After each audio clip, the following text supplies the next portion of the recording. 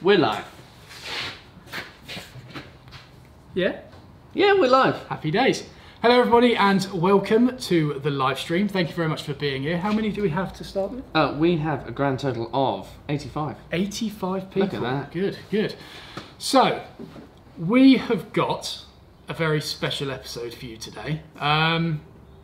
Without going into too much detail, if those of you, well, any of you were here, if any of you were here last week, you may have remembered that someone hijacked the live stream. Someone did. Someone gave me a call midway through the live stream, and I thought that was very rude of them to do so, so I called them back. Yeah. And yeah, forced Matt to speak to that person because I didn't want to speak to them.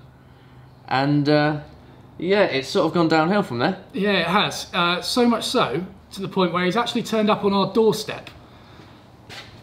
This is Tim Scott 2000. What can I do? You won't listen to me on the phone. I just have to come up and tell him. There you go. Literally just kicked down the door and said, "You're doing it wrong."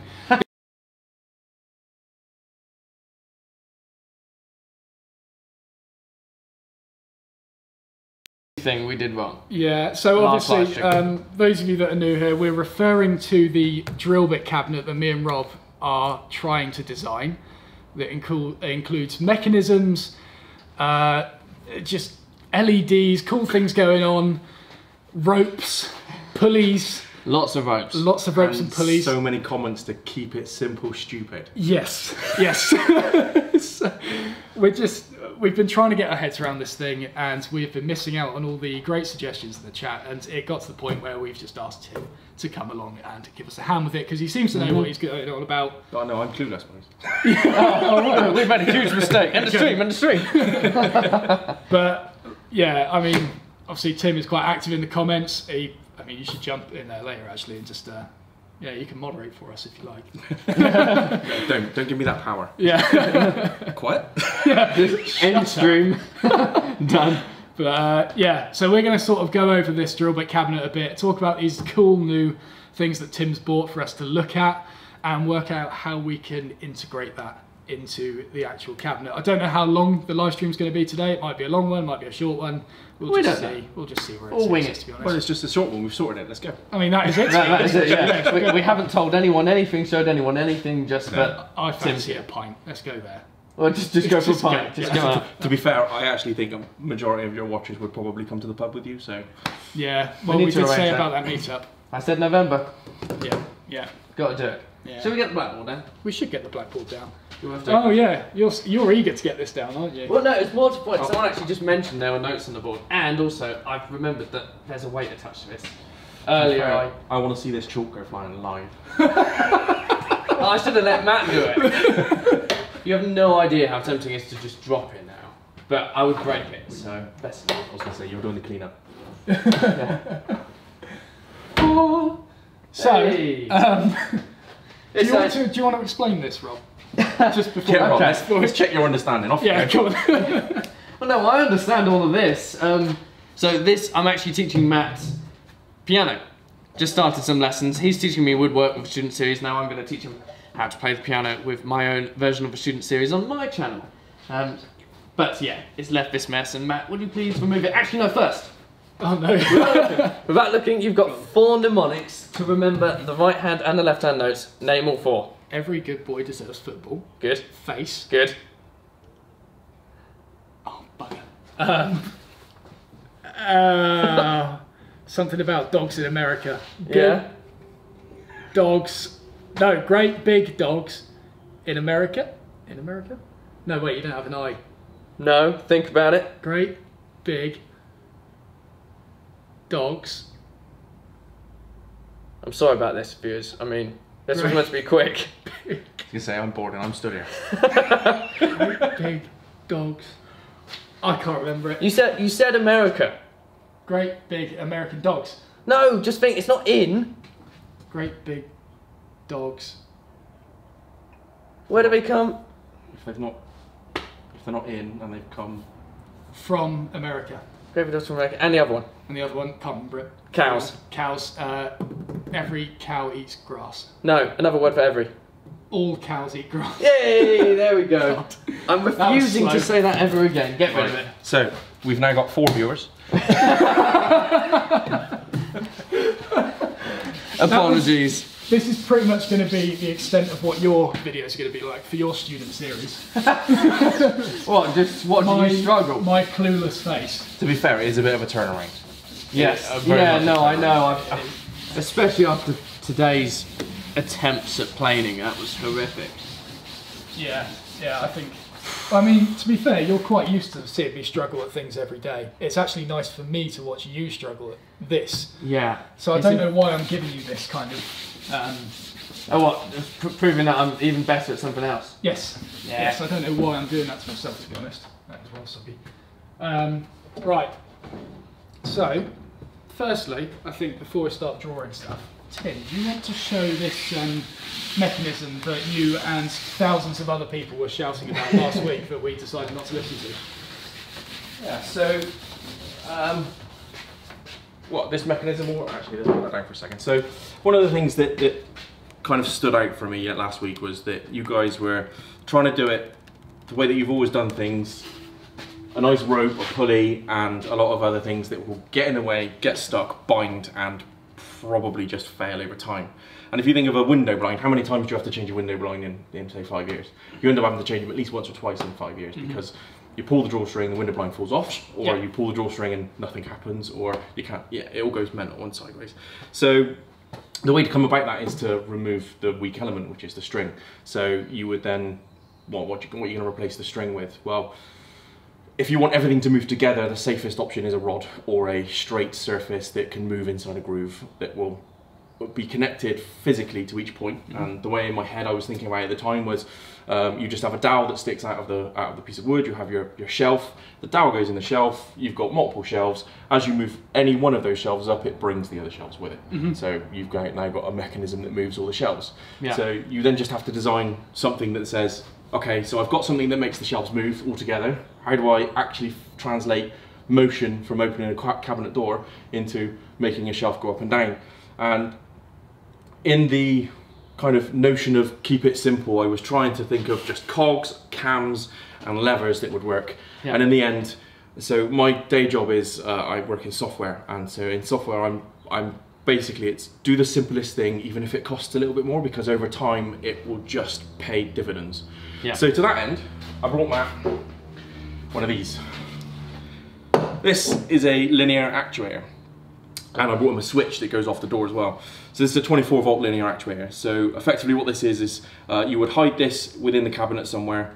You would mount the bottom to something fixed, and you would mount the top to one of the shelves. All the shelves are now interconnected, and then when you put power to it, this rod retracts or extends by an inch or 2 inches, and therefore you have 2 inches of movement across however many shelves you want, and you don't have to faff around with anything too hard. Now, I'm sure a bunch of your subscribers are going, but I wanted to see him make a cog. Yes, and to be honest, I did want to make a cog, but there's no reason why you can't make a cog, you just use it somewhere else. Exactly, but I think this is definitely the way forward with it. Can I suggest something? Yeah. You know, like, okay, we do like to overcomplicate things, there's no doubt about that. Partly because we like to see just movement of things happening, particularly like with these pulleys. Yeah. What if it's sort of a Rube Goldberg style thing? So that's going to do all the lifting, like the main mechanics.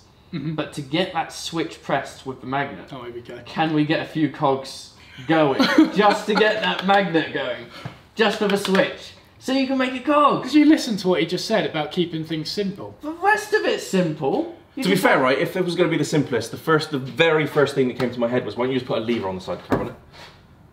So you've got your shelves, and you've got a lever, you just pull the lever out of one notch, turn it, shelves go up. That's a good idea. Job done.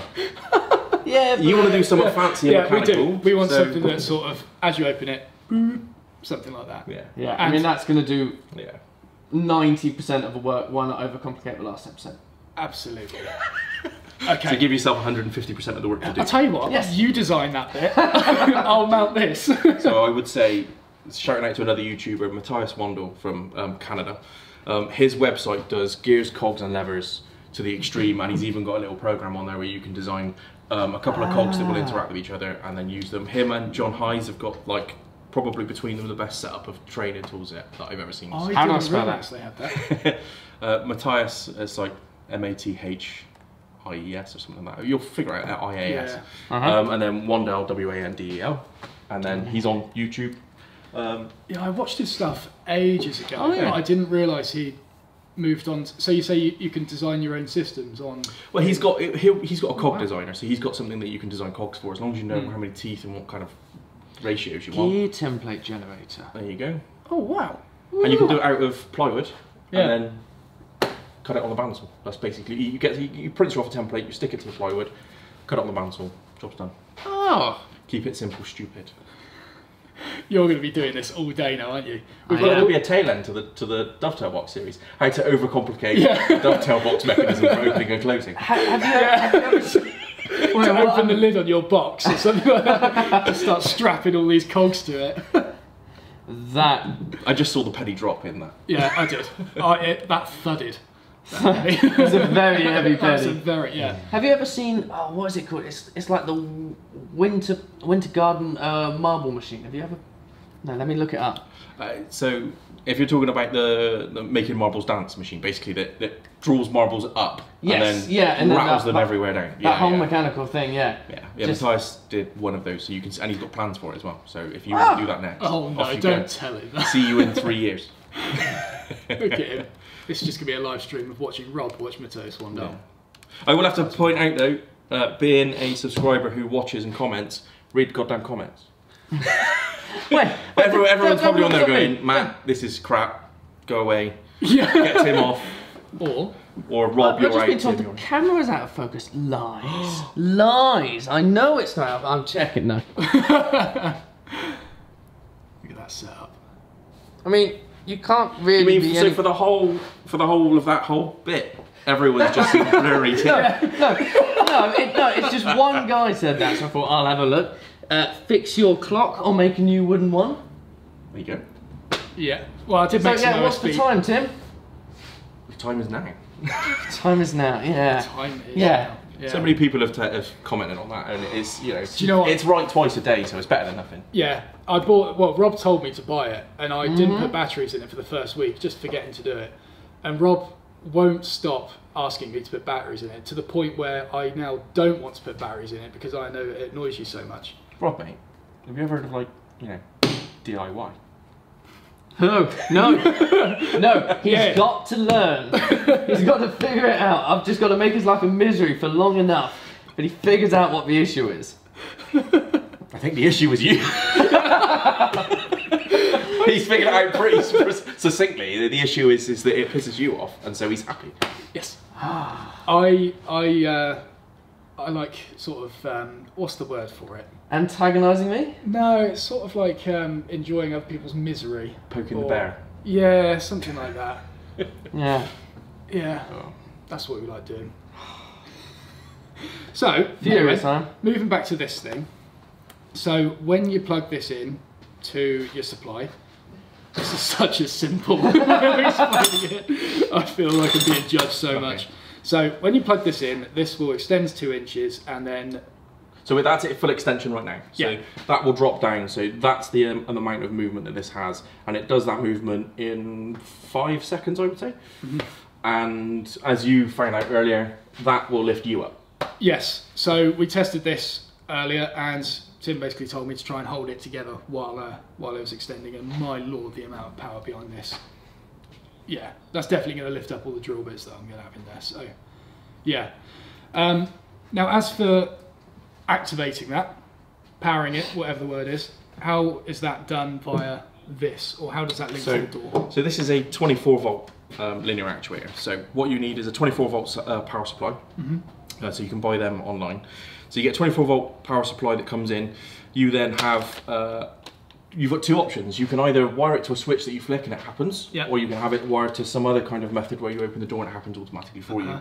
So the switch is the keep it simple option. That means all you need is a power supply, and you interfere with the connection between the power supply and the motor with a switch. And so you just you open the door, flick a switch, wait, watch it pop up, and go, yes, I'm the king. And then that's it. The other option is it'll actually involve an extra part called a relay. Yeah. So what this is a magnetic switch. So house alarms, when you open up a window on a house alarm, you've got a magnetic switch on one window that activates a pole inside the other mating part of the switch that moves the switch to a closed position, which completes the circuit and sends the alarm off. Effectively, it's the same thing. This is a switch which has two parts, a part that goes on the door, a part that goes inside the cabinet. When you open the cabinet, it changes the pole on the switch, that then releases current. The only thing you need to put in between that and that is you need to put a relay in between that so that the current is which way it flows, because this has only got two wires. So it has to be powered in and powered out. It doesn't just drop by itself. So you have to flip the polarity after you've done it. So you have to have this via relay control. When it's open, it's going one way. When it's closed, it goes the other. This will not overextend or underextend. It will stay where it is. So you just need to put a relay in between this and the power supply and use the switch to dictate to the relay which circuit the flow goes through. That sounds really complicated, right? But in real terms, you've got 4 wires and a power box. It didn't sound overcomplicated, that's fine. Compared to what was going on in my Compared to mind, levers, pulleys, slides. Compared to what was going on in here last week.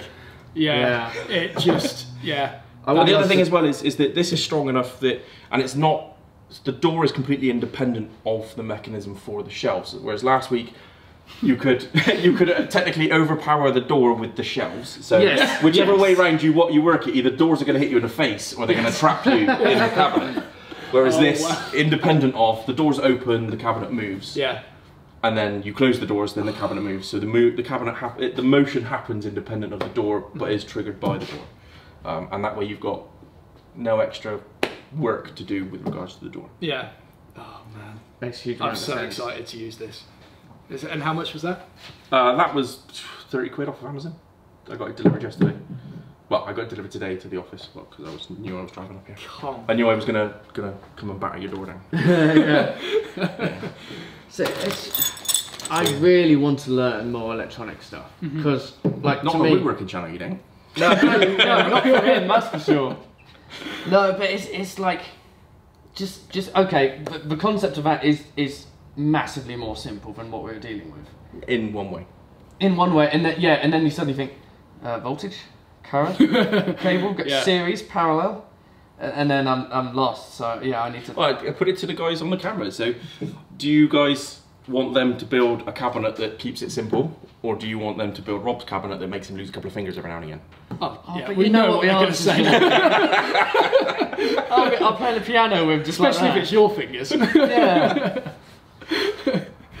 What are we going to say? Oh yeah, we don't have to wait a minute now. No, it's about 10 seconds. Yeah, I can't believe that's. But yeah, you're absolutely right though. I think I just want to learn this kind of stuff more because it just opens possibility for so many other things. The other thing you've got to look at, so I like to make stuff as a channel, again, referencing another channel. He used principally the same thing, just micro versions of them, and he wired it up to his blast gates. Servo motors. Yeah, using an Arduino that just said, when I get a signal from this switch, open that switch. And that's effectively all you're doing here is when I get a signal from one thing, do it another. You're doing it in a dumb way with a relay, he's doing it in a smart way with Arduino, but there's no reason why you couldn't have done it in a dumb way with relays in the first place. I mean, sure. I've got a Land Rover out there from 1998 that has literally no microprocessors in it. You can hit it with a hammer and it will drive, but it's still got electronics in it and it still works just as good as a Land Rover of today, which has got more computer chips than, you know. Jeez. Yeah, most of it, to be fair, is keep it simple, stupid. Which is fair. They don't want to see you lose your fingers. To be fair, the other part of this. So the other part of this is that by running a 24-volt power supply into the cabinet, you've got this powered. You've got a really smart. Hey, come round and check this out, ladies. And it opens up and it comes up. But I mean, you've got LED lights under there. You've got mood lighting. LED lights run off of 24 volt as well as they do 12. You just run your LED lights off the same power supply, so as the door opens, the same switch that activates it activates the LED light, so it turns on as it moves up. This is going to be stunning. Turns off as you close it. Yeah. This is going to be absolutely mental, isn't it? And that is literally a massive cabinet. Cause like you think, like, if that can lift 70 kilos, 76. we got to make 76 kilos worth of stuff to lift up. That's the way it works, right? 76 kilos worth of drill bits. And To put that in perspective, I weigh 120 kilos. I am not a light man, I know and I understand this, but I weigh 120 kilos. I think probably between you weigh maybe 90 to 100. Look at the pair of you, my legs are thicker than both of you. So, Oh man, yeah, I mean, yeah, I can't wait for this. Yeah. Considering this was just a random pitch of an idea we had 2 weeks ago. And to be fair, I'm going to be 100% honest here, right? The phone call to you was a complete accident. I was looking through thinking I could message him, and I touched the button at the top and it rang, and I went, shall I? Nah. And then you rang me back. Yeah. It cancelled off so quickly, and I thought, oh, maybe you thought, I shouldn't do this because it's on the live stream, and I thought, I'll call it back anyway. I can't believe it was a complete accident. Yeah. And now here we are.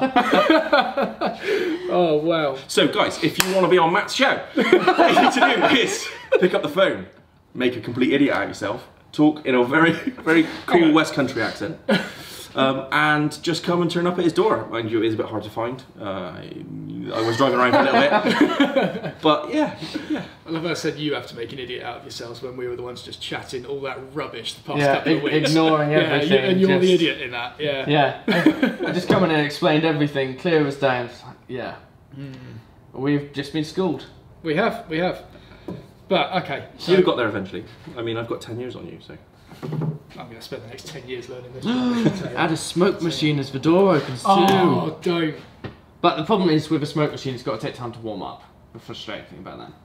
Well, you wire the smoke machine into the Oh, you shop just have lights. it permanently just... No, you wire it into the shop lights. When you come in, you switch the shop lights on, it warms up the smoke machine, and then when you go to the drill cupboard and open up, you've got ready-made smoke. Come on, boys. Just think outside the box. You do it with everything. Every cabinet you open, there's smoke just pouring out. Well, the next thing you do is you're going to have to put a musical element to it as well. So when the cabinet opens, you go, Oh, no. I'm saying, oh, no, this is great. This is such good ideas. The trouble is, so what you find generally in life, and this is where, you know, I'm young and I've learned it quite quickly, is that you will come up with 50 things you need to do, and you will start 50 things, you will get a quarter of the way through all of them and give up. So pick the first 5 that you want to do, they will become the things you need to finish. Forget everything else, those are the nice to haves after the end. So right now, you need to build a cabinet. Plain and simple, build a cabinet. 1. Number 2, you then need to figure out how the mechanism is going to work in the cabinet. Whether you want to see that, whether you want to hide it. And then number 3 is you need to figure out how you're going to power it. Number 4, mount it. Number 5, lights.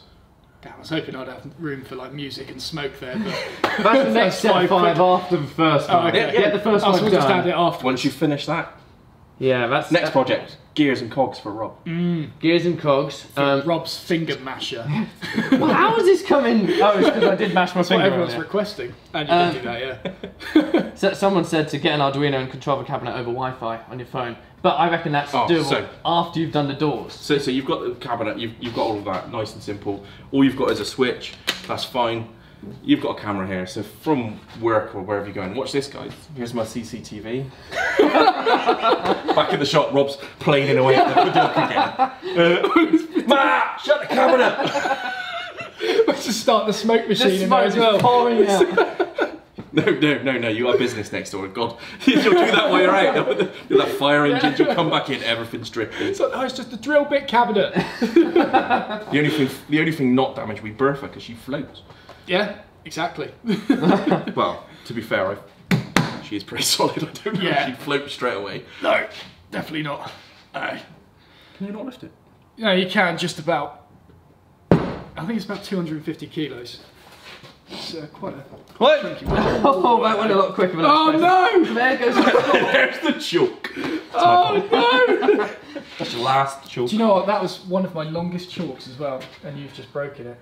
No, it was the longest. To be fair, mate, I just bought you a servo, so You go did on. actually. That's like 400 chalks. That's a fair point. Yeah. Okay. I'll give you that. I'll give Cool. you that. Right. So, quick sketch of how this is going to be included in the cabinet. I think is in order. Cool. So That'd be good.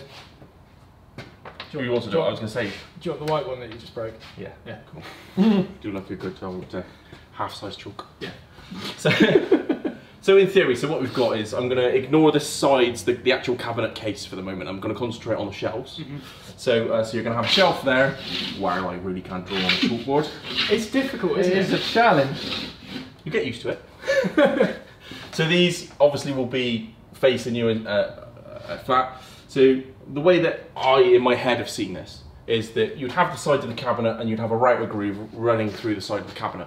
You would have a dowel pin on the front portion of every shelf, and the shelves will be then doweled into the side of the cabinet at the front. And at the back you would have a long rod that connects each one with, again, a dowel in the back. Yeah. And the rod sits in the groove. I say rod, it can be square, it can be dovetailed so that it can't pull out. Okay, yeah. But that sits in the groove. And then no matter which shelf you choose to use the actuator on, that shelf will power the other three, other 2, other 9, other 40. So, it's gonna be and then if you make a cabinet that contains that, Yeah, that's what I'd like to do. like that, okay, and then I'm assuming you're going to have double doors, so you'll need a piece in the middle that will obviously for the doors to butt to close. So what you can do is you can build a mini box here that contains all of your actuator, your power and everything else. So you're lifting from the center of the bottom shelf that will lift the other 2 shelves at the same time, and everything's hidden here. When you open the doors, you've got space here, and you can make that pretty by putting a big picture of Rob's face on it. So that is effectively lifting the back of the shelves. Yeah. So if this, right, okay. so if this is mounted like that with the back there, you can see it's got a square back. The back flush to the back plate. Course, yeah. Yeah. That will move up and down. Yeah. And so it comes with these little brackets. So this effectively floats on 2 pins like that. So that will then be attached via a bracket, which, because I know everyone loves to not see things on live streams, God. So the bracket looks like this. Okay, so there would be... I can't tell if that's in focus. I want to make sure it's in focus. Oh, yeah, there we go. Everyone loves when you grab the thing. So this pin fits... It's a wide angle lens. I can't stop my fingers getting in the way. So this pinhole fits over the end like that. That piece there mounts directly to the shelf or to the bottom, and therefore that becomes your pivot point, so that if anything did get stuck, let's say, this would articulate as well, so it wouldn't break this or wouldn't separate your cabinet. I say it would separate the cabinet. Yeah. And then therefore you've got this that goes up and down. That's hidden inside this box. The only thing you would really see would be the protrusion that came up from the box as it went up and down. Yeah. And if you did it right, you could probably just have that through a tiny, I mean, what size is it? Let's just double check. It's not quite the same as a dog hole, so you just need a little bit bigger than a dog hole on, I'm assuming you could just put a shelf in there. The only thing I would add to that as well is potentially from the cabinet case, dowels that come out under each shelf, so that if for any reason something became loose over time, the shelves wouldn't drop, they would hit the pin and stop on the pin. Okay, yeah. So build yourself in a bit of redundancy. It'll never happen if you do it right, but let's just imagine whilst you're putting this together, the shelves are flapping around like sod. So yeah, that is a good idea. I have been told that as you've travelled so far, we really should have offered you a tea and a Belvita. So to be fair, you did offer me a tea and a Belvita, and Matt said it would be waiting for me when I arrived. I even messaged you my ETA thinking, that bit. There will be... I saw the ETA once you arrived. I was too busy tidying the place because I was scared for your arrival. And I tidied it like you would when your mum's about to come into your room. Mate, you got to see my workshop. Mate, this is like literally spotless compared to my workshop, and I've seen under his bench. Under his bench. I don't think I've seen under there. I've kicked everything under there for the past few weeks. I will say, guys, if you ever do get to come and visit, if you hold a day where people can come and visit, I don't know whether that'll be wise with the amount of people who are not necessarily... They're very much the fan. Let's go with that. Very much the fan. This shop is pretty cool. My workshop, I thought, looking at the video, I thought my workshop's only just a little bit smaller than yours. Looking at this, my workshop is half the size of yours. It's literally tiny. The camera doesn't give it justice. This thing is quite wide. It's, the table, the assembly table, and the workbench, and the old workbench in the middle. People have forever said you can't work around that. It's too big. I can do star jumps around that thing, and I it's, you know, there's plenty of room. The only thing that there's one corner where the drill press is there, but I mean, even that's easy. That's doable. So, Actually, I still haven't even taken that off the pallet yet. That's why.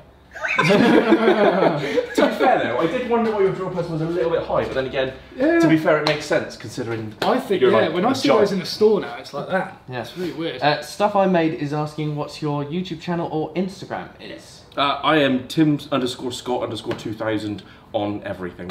I choose. Consider, well, when I made my first email address, let's guess when that was. It wasn't my birth year, but it was the year I first went, I know, let's do some internet stuff. So yeah, so I don't do YouTube. I'm not a YouTuber. It's not my trade. I have a channel purely because I like to comment, and that's the, you know, YouTube makes you have a channel to comment. Instagram, you can request and I'll happily let you follow me. I keep it quite tight because I have pictures of my family on there as well. But mostly you'll just see pictures of me riding around in a big green Land Rover having fun. So. It's so cool. It's so cool. I did have I don't know if you can call it midlife crisis anymore. I had an early midlife crisis. Right.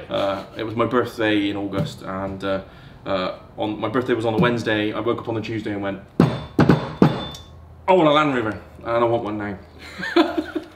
So I picked up my daughter from school, and I went, well, it was from remote. I went, oh, we're going to get a Land Rover. Where are we going? I live in Bristol. It was, we're going to Coventry on the train because I'm buying it and it's coming back. So imagine a 5-year-old who's never been on a train before. Oh, amazing. Going up there. She was loving it. Every second of it, she was like, oh, this is first day on the train, first time going through things, going through a train station. And the surprise at the end was, here's my Land Rover. She went, it's yuck. I went, right. She went, it needs to be blue, Daddy. It needs to be blue. So I've got a green Land Rover that I've said, okay, and my daughter's name is Amber. I said, okay, Amber, all right, well, I just need to make sure everything's working on it. So once everything I know is working on it, I'll paint it blue. It's a Land Rover, nothing ever works forever. I mean, I've had it for 6 weeks, I've already knocked the fuel tank and I've got a fuel leak where I need to change the fuel tank. It is so cool though, it's just a tank of a thing as well, it's amazing. So the funniest thing about it is, and this is me hijacking the channel massively, sorry guys, the Land Rover is it's an ex-Royal Marines Arctic Warfare winterized waterproof Land Rover. So it's not just a regular Land Rover, it can go underwater to, well, it's rated to 1.5, I've had it to 1.9, which is above my head whilst I'm driving it. What? I can't breathe whilst I'm driving the Land Rover in the how long water. have you owned this thing? 6 weeks. Already put it under 1.9 metres of water. Got to try these things, haven't you? Yeah, I mean, apparently you do, yeah. What's the point in having it if you can't figure it out? This is true, this is true. William Birch asked what got you into woodworking. So what got me into woodworking? So my day job is stress, and more stress. I started to just go back to where, you know, you leave school, you miss your woodworking, you miss your resistant materials as it used to be called, and I thought I'll start tinkering with a few things. I got onto Matt's videos by watching his sharpening videos. I found sharpening really relaxing. That sounds really bad. I'm this weird mental man who just turns up and like, yeah, I have many knives. So yeah, I found that whole thing really relaxing. I then decided, you know what, I'm going to start looking at some YouTube channels, doing some stuff. The first thing I built was a whole deck. I got a 5 metre square deck in my back garden. I just built just because I wanted to try working out. The next thing I did was I built my nephew a raised camp bed. So I decided, it was his birthday coming up. He was like, Uncle Timmy, Uncle Timmy, can you build me a bed? I saw what you did with the deck. Can you build me a bed? He's 6, so I was like, yeah, why not? His birthday was in January. I delivered it in May. My mum commissioned me to make a banana hanger back in 2013, and I only made it for her last year. It's just a hook upside down, like a hook on a hook. Yeah, I know. That's how long it took me. Mate, you may as well have just got a piece of wood, stuck it in the ground and put a screw in it. I might as well have just gone to IKEA and just bought one of those bamboo ones. Would have been better anyway.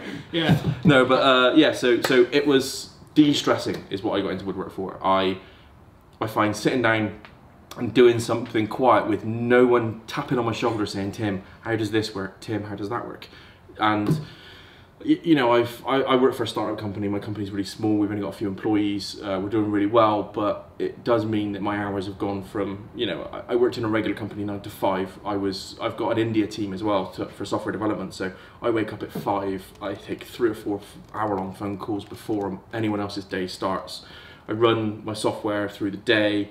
Then I probably sit at home in the quietness. I do another hour or 2 of work at home, so 7 or 8, and then, you know, that's when you're like, oh, I've just done a, you know, 12, 15 hour day and I just want to just chill. So rather than put crap on, I'll just watch a bit of YouTube, and whilst I'm doing a bit of YouTube, I'll just make anything, something. Just That's awesome. Yeah, do you know, I think a lot of people, when I do evening classes, they're in the same boat as you. They're all people in office or startup companies. We get a lot of them just because it's so much stress on those people. It's many hats. So in a big company, you've got 5 people who 5 different things. In a little company, you've got 1 person who has to know all 5. Yeah, so. absolutely. I know so many people that are just evening classes, and they've had to come in just to have someone to tell them what to do, so they can actually be the. It's the not thinking part of it. My brain switches off. I don't need to think about how I'm going to shape something. I mean, admittedly, I have thought about things over the years, and that's why I can get to the not thinking part, because I've done a lot of it. It just comes. But yeah, it's just the ability to just switch off is the nice thing. Rob's like, switching off? I was playing in this earlier. If I switched off, I'd have lost an arm. Trust me, he would have lost an arm. Furious earlier. I think I was about to lose an arm.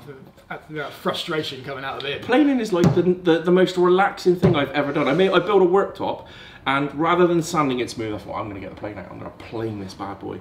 And I spent like 2 days planing it because I wanted it to be perfect. That's what I keep telling him, that he doesn't like sharpening. No, it's... So to be fair, right, you have to go 40 minutes, I roughly, in every hour, 40 minutes of cutting, 20 minutes of sharpening. Absolutely, yeah, easy. Okay, I can't argue this statement considering what... Lack of experience. Yes, let's do it there before I start. You can't say you... Swearing! Because I'm so angry! Here it comes again! About all of it. But before we get on to that topic, Warren Evans asked to ask you how you would go about putting... No, seriously, this is great. Tim's channel. This is great. how you would go about putting in the mezzanine floor. Oh, so I discussed this earlier. We were talking about it. So, Matt was originally thinking about the... there is a false partition wall above the brickwork. So you've got a block wall maybe 7-8 feet high, and then above the blockwork it is effectively just stud. And Matt was thinking, I can just put some joist hangers over the top of the blockwork and then run some, I would assume something like 2x6s across, and that would form the structure of the mezzanine floor. After building a deck, I completely and utterly disagree that the hangers just chucked over the top of the wall are actually going to be strong enough. You probably get what in here. If you use the American way of 16-inch on centers, you're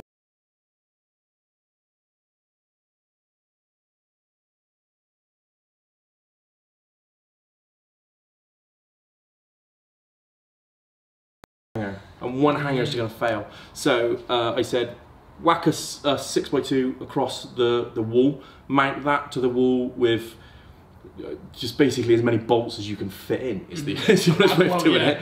And then do your joist hangers off that. Run your joist hangers across, and then you've got your mezzanine floor. I said you've got plenty of space, but you don't want to lose it underneath. So how are you going to get up there? At the moment, you're going to have to put a staircase in it some way, shape or form. But I mean, yes, the workshop's big, but it ain't big enough to handle having a set of stairs in the way. You'd lose a machine. It's that simple.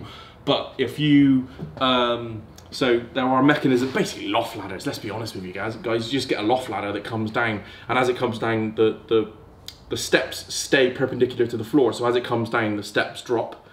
You can walk up it, you can pull it up, and as it comes up, the steps go up, and if you've got a decent enough locking mechanism at the top, that becomes the floor upstairs, so you don't lose floor space upstairs by having the ladder there. Although, to be honest with you, keeping it simple, you drop it down, you'd never take it back up until you walk down it. But if, say for instance, Rob was upstairs editing, you were down here working, and that was in your way, up goes the ladder, you finish what you're doing, down comes the ladder. And then I screw it shut from underneath. To be fair though, he just jump off the top. I've seen this. He'll have to, that's what the fireman's pole's for. Actually, we did say that as well. Fireman's pole. People who watched back from that long ago, it's another opportunity. I'm not getting my hopes up. No. Not from you. I have been thinking though, mate. So the one thing this place has not got in it. Zipline. No. It's a decent heater. I'm not cold, right? Yeah. I know you had the heater there and it's now in pieces and you're trying to flog it to someone. But you need to seriously think about your heat retention in this place. You've got a thin ceiling. We're coming up to winter. Yeah. They're saying it's going to be a bad winter and it's going to snow. You're not going to want to be out here. What I would suggest is, so there's a guy on eBay who welds together little rocket stoves that are no bigger than a 2 litre bottle of Coke. Right. And you've got a nice wooden door there. Drill out a 3-inch hole in the wooden door. Fit it with some heat-proof shielding. Right in front of that door, just stick the chimney out and so it vents outside. Little rocket stove in here. That thing will heat this place up in no time whatsoever. Rocket stove. You don't even know what a rocket stove is. It sounds hot. It is. It's made out of 10mm steel, so it's right, substantial. okay. I mean, it'll be pretty heavy. Yeah, I bought some thing from Amazon as well. There's something in the corner behind the lathe there. Yeah, something. And that probably, yeah, I mean, what I was going to say is that probably eventually heats the workshop. Yeah. If you start at 8 o'clock, you'll have a warm workshop by about 3. Yeah, no, it's one of these. Oh, okay, yeah. Just trying to. That's where you get rid of your scrap wood. And Yeah, we've got all the Celotex up there, They but I need to find a way of getting up there. Like we were looking at 7-metre ladders earlier to try and get it mounted, but Get what mounted? Sorry. Celotex. I've got loads of it in there Okay. to stop it. Yeah. You're going to kill yourself. Plain and simple. Yeah. I'm not Make going a to good lie. video there. So the easy way for that one is pay someone to do it. Mm-hmm. So I know Yeah. money's tight, and I have a nice job and I have a nice income. I understand that, and I have been in a position where there is no money.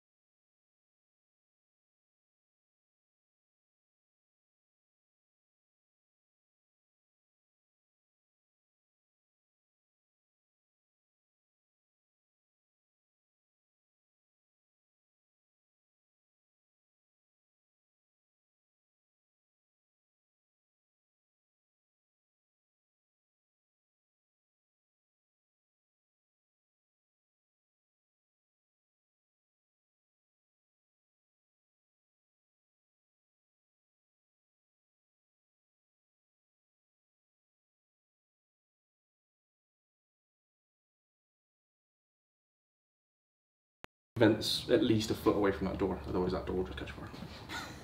The That'll be fun. only escape. And you need to fix that door, by the way. What? Fix it? Yeah. What's wrong with it? Oh, as in how it make looks. it I don't know, make it secure. I could probably kick it out from the outside. No. It looks like from the outside it's all rotten. Oh, no, just a couple of deadlocks in that. They are Oh, fair enough. proper secure, yeah. And obviously the alarm system and all that as well. Yeah. I assume Stream's it's- back online, Oh, yeah, it's I've just cool. got Ah, to go. cool. That's good, happy days. So, as we were saying, So yeah, I was just saying about the heater for the workshop, and I was just pulling up a stove on the screen.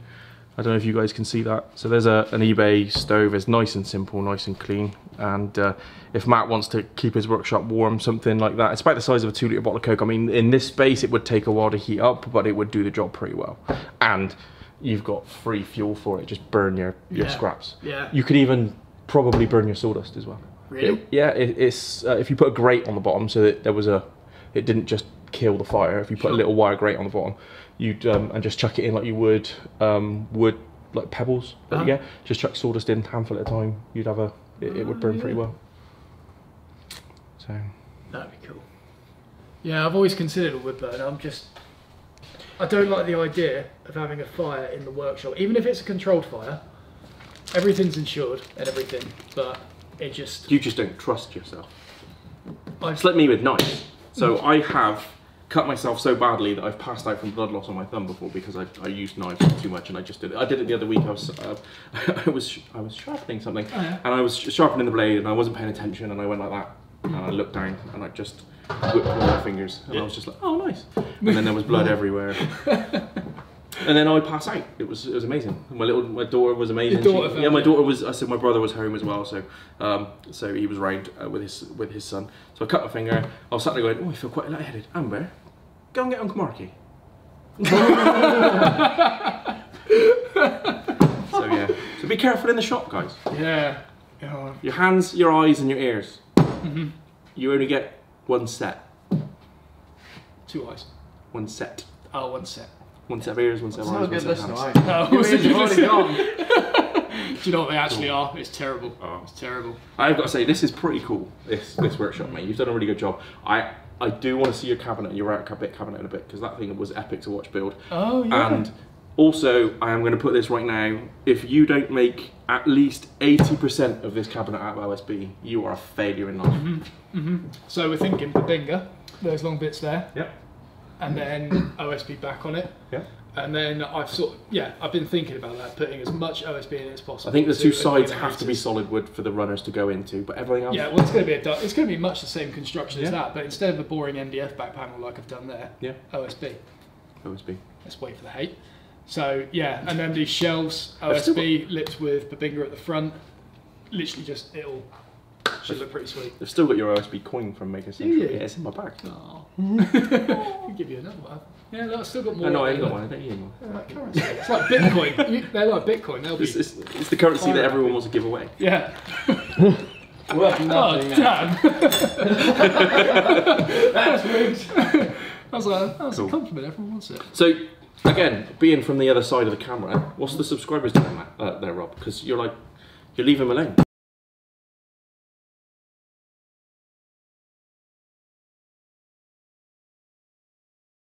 Boring me. They're boring you. Is that because they're not doing what you say? Yeah. They're not doing what you want. I had a Belvita. I needed water. You can't just have a dry mouth after Belvita. Yeah, I would know. Yeah, you would know exactly. But no, I have been watching it. Amateur. Clearly, people are very invested in the stream because they're not messaging so much. They're just listening and watching. Got 146 people watching right now. You got 146 people who are looking at my random ass turn up here. Yeah, that's great. We need clearly. Sorry, again, I'm from the West Country. I will swear a lot. That's me toning it down quite a bit. So. I didn't even notice. We should have just put a sign saying Tim Scott pointing to you while you were there. Just sort of, yeah, go on. If you do that, and then just only stop. There you go. I'm standing there. Now everyone knows. Well, that's going to be your thumbnail for the live stream. Yeah. Brilliant. So is anyone what are people asking? Is there anyone going? Get him off. No, not at all. Not at all. It was a lot of people talking about compressing for sawdust first, so that that doesn't. Yeah, the briquette machines. Yeah, so the thing is if you chuck sawdust in by hand, it will just smother everything. So get it compressed as much as possible before you chuck it in. But that was why I said if you put a grate on the bottom, whilst compressing will help, but you're never going to get that sawdust without a specialist machine. You're never going to get that sawdust into a pellet. So if you put a grate on the bottom, which will prevent it from smothering everything, it will do a slow burn and you'll get out. But I mean, you've got plenty of wood. So, shavings. They'll go off. I mean. The other problem with the wood burner is that it will burn things quickly, so you'll get through it. You'll be feeding it a lot, but you'll feel the benefit. Yeah, and apparently plywood burns great in a rocket stove. Apparently, think it's the glue. It says Jim Speed. Yeah, that sounds good. Not sure about OSB though. What about treated 2x4s? African Padouk. You want to burn that, do you? You wouldn't even burn Padouk shavings. No, I want to make. Well, actually, he's going to make this box, and he's going to go, and that. Lighter? It's done. Just a pirate. So after today, I think he was going to do that with a lid.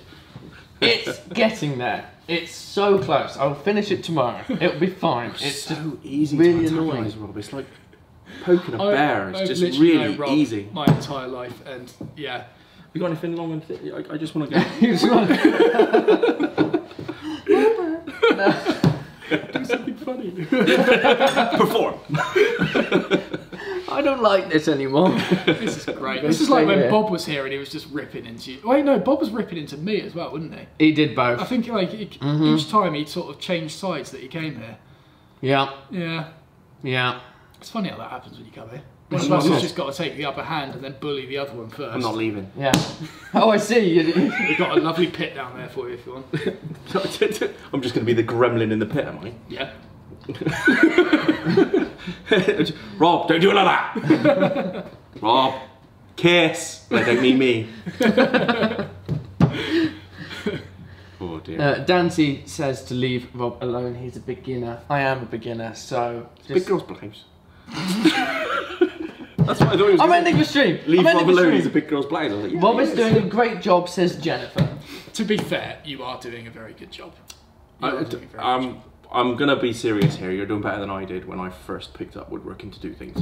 I mean, I'm probably not. I'm not even 50% of where Matt is, but what's going on? But yeah, he's gone from like extreme to extreme. Yeah. he's just gone from leave me alone to.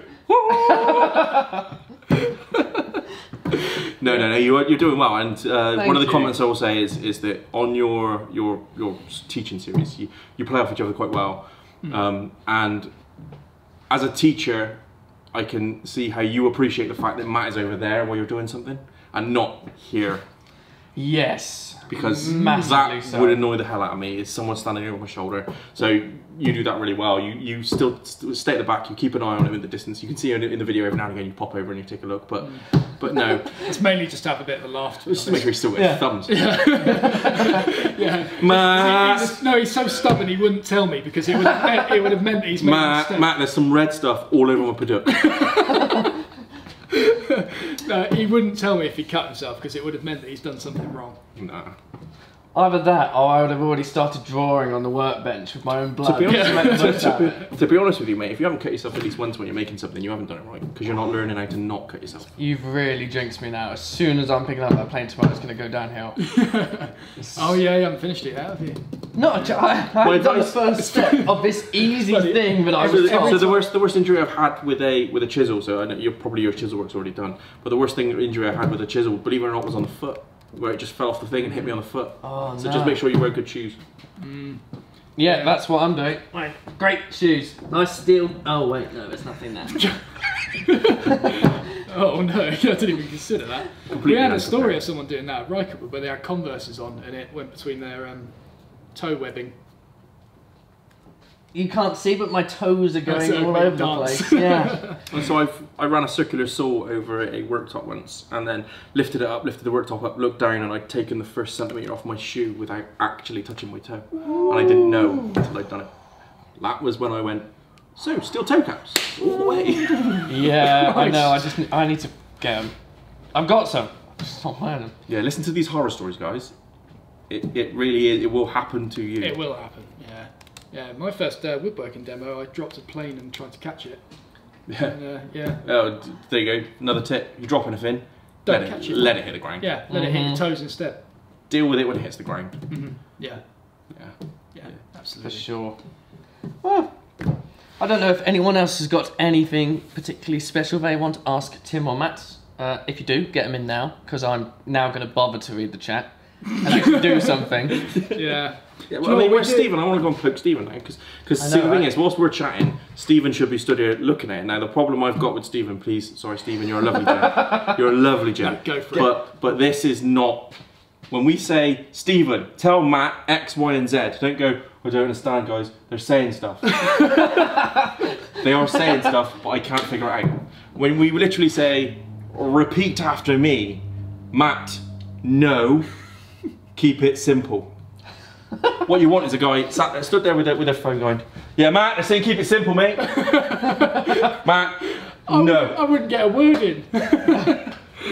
But no, what were we saying? There was something. You've got to remember, the resource you've got there is huge. I mean, one guy who's got very limited knowledge about my area and I know what I'm doing. But you imagine you've got 185 people with a very specific knowledge knowing about what their area is. Just take it in. And do you know what, actually, the amount of emails I got after the first episode was quite a lot, but after the second one, there was a lot.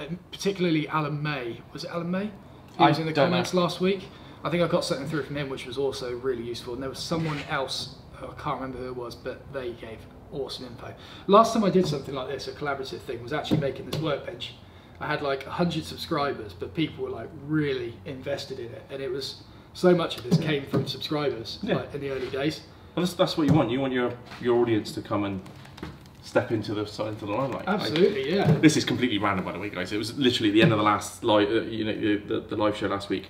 I just messaged Rob and just said, yeah, it was a great live stream, brilliant. 20 minutes later, Rob went, yeah, it was. Do you want to come over? Matt and I don't have a clue. Do you want to come and do some explanations? Yeah. I saw it. Easy as that.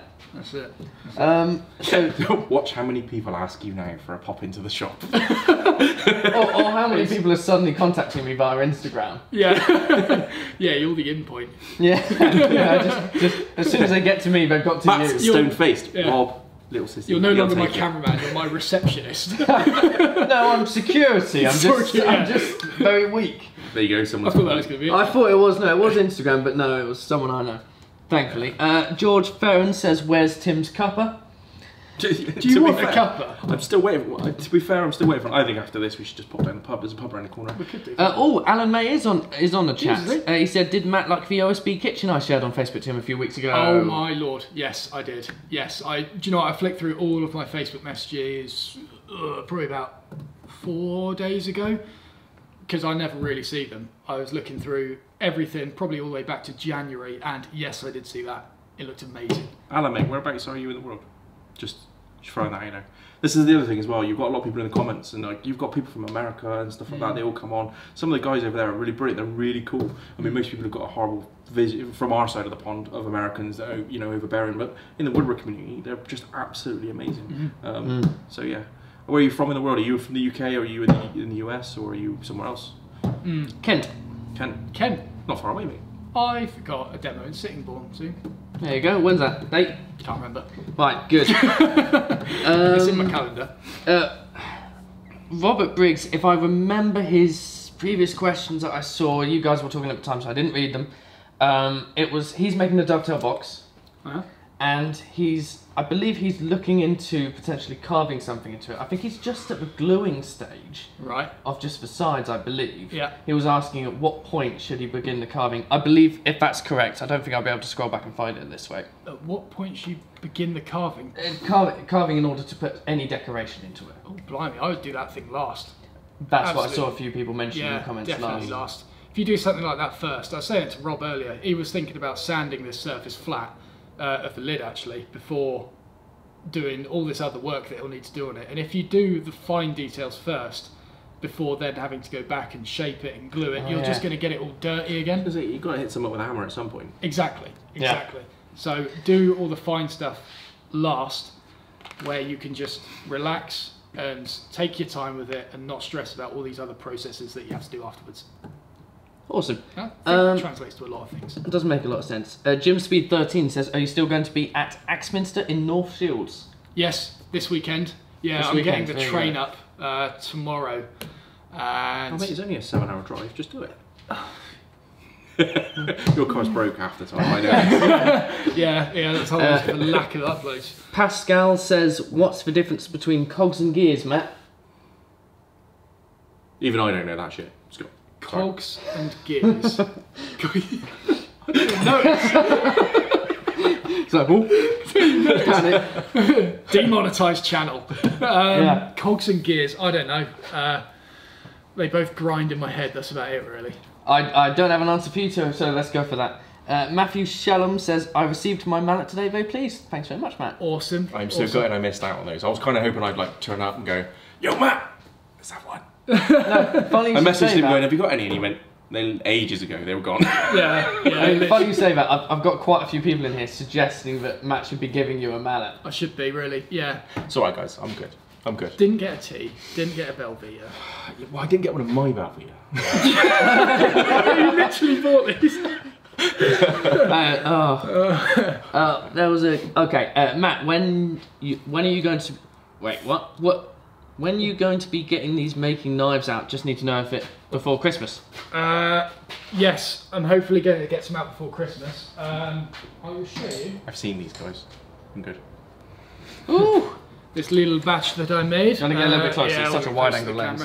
Now these ones aren't. These ones aren't brilliant. I've been sort of uncovering more issues with them. Are they right there? Oh, I didn't realise you were going to put them down. I'm going to say this, right? Can you hold them? Will they cut wood? Yes. Then don't worry about it. They're good. But look at that gap around the ferrule. Mate, I know. only you know. I'll get closer I to you know, guys. I know. 'cause Only Matt's not holding them up. People only care about flaws when you point the flaws out. Yeah, but Matt's a perfectionist. That's his issue. So the issue I'm having with these at the moment is when I glue the whole assembly. Let me get that assembly real quick. 1 minute. What Matt's issue is that Matt overthinks shit. Yep. And because Matt overthinks stuff, Matt does it You swore again. again and again. So This is next thing you know, the comments are going to be like attack Tim 5 times. So that's the assembly that is being glued into the blank. kids. And at the moment I'm using Araldite Rapid because I'm impatient. And apparently Araldite Rapid, you might know this actually, doesn't dry as hard as a standard epoxy or a standard Araldite. Because they got a different curing time. Yeah, it's something like that. so It when stays you- like gummy. So with epoxies, the sacrifice of time is strength. So if you want it to be long, if you want it to be strong and last forever, you need it to cure over a day or 2. If you want it to be quick and simple and you want to just hold it together so you can get home, 5 minutes. Which is what I've been doing. Yeah. So I've been using rapid epoxy for it, which is it's been great until you put it on the lathe, and these are being clamped in a collet chuck at the moment. So I've got loads of access to the blank here, but by the time I get to that end and then remove the live center so I can shape it, this is whipping all over the place and I can literally see it separating away from the ferrule. Like that is, some of these have stayed as a really nice join, but others just start whipping away and it becomes loose and it sort of dries hard again afterwards, but they're not quite up to standard yet. But very close. And the other thing I'm adding is a little thumb hold into them as well. So I need to get a bobbin sander for that. I have got one to go on my drill press, but it's not very good. So there'll be a little scoop coming out of there. And then nice little thumb hold. And obviously you can make it left and right handed by taking the blade out, flipping it around, putting it in upside down, and then it'll work in the other hand as well. Very close to being done. I mean, they are getting better, aren't they, Rob? They are. The improvements have come leaps To be and quite bounds. honest with you, I'd have one now if you were selling them. That is fine for me. You can have one of those. It's cool. No, you can have one of those. No. This sounds like I'm just turning up and going, I want some free stuff. No, because these This is ones these ones are just going to go to my students at Rycotewood as like prototypes. Seriously, choose one that you want and have it. No, give it to your students, because your students they're going to grow up and they're going to have like the inspiration of having one of your things to make something beautiful out of it. I'm just going to make a box. It wasn't to keep, it was for them to borrow and test. You seriously have a prototype, because I haven't made your coffee, I haven't made your tea. I need to look good in front of the viewers. This is like one of those things, you know, they do those social experiments where they give a homeless person money. So I didn't just compare. What are you suggesting? I just live out to be quite honest with you. But like, I didn't drive miles to get here. I was just camping around the corner. He's always been camping around the corner. although I have just realised they are missing grub screws, so I'm just gonna have to steal one from Rob's Paducah. No, don't you dare! Don't you dare! I'll tell you what. When you're happy with it, you send me which one you're happy with, because I know you're not going to like it. Yeah? Yeah. Can I do that? Send me which one you're happy with when you're done, because your head's going to be going, you pick that one. It's got that flaw in it. So That's exactly what his head will be doing. Yeah.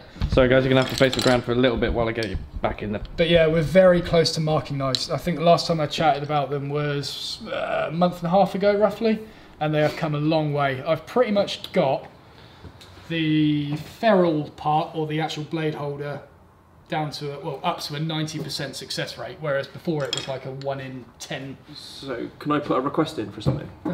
So, being as I've gone through the spectrum of earnings in my life, and I understand that if you were to advertise those for sale on, say, the 12th of the month, they would go within a couple of hours because everyone wants them. But there's going to be people who saw that, who wanted it, but because payday's at the end of the month, they can't do it. Can you do it in the last week?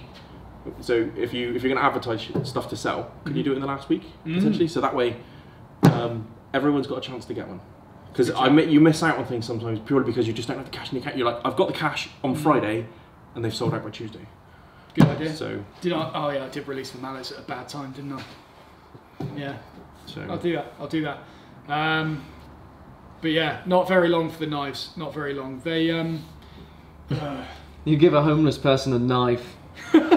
Says Gummy to Jay. Trust me, mate. That is the smallest knife I've brought with me. I've got.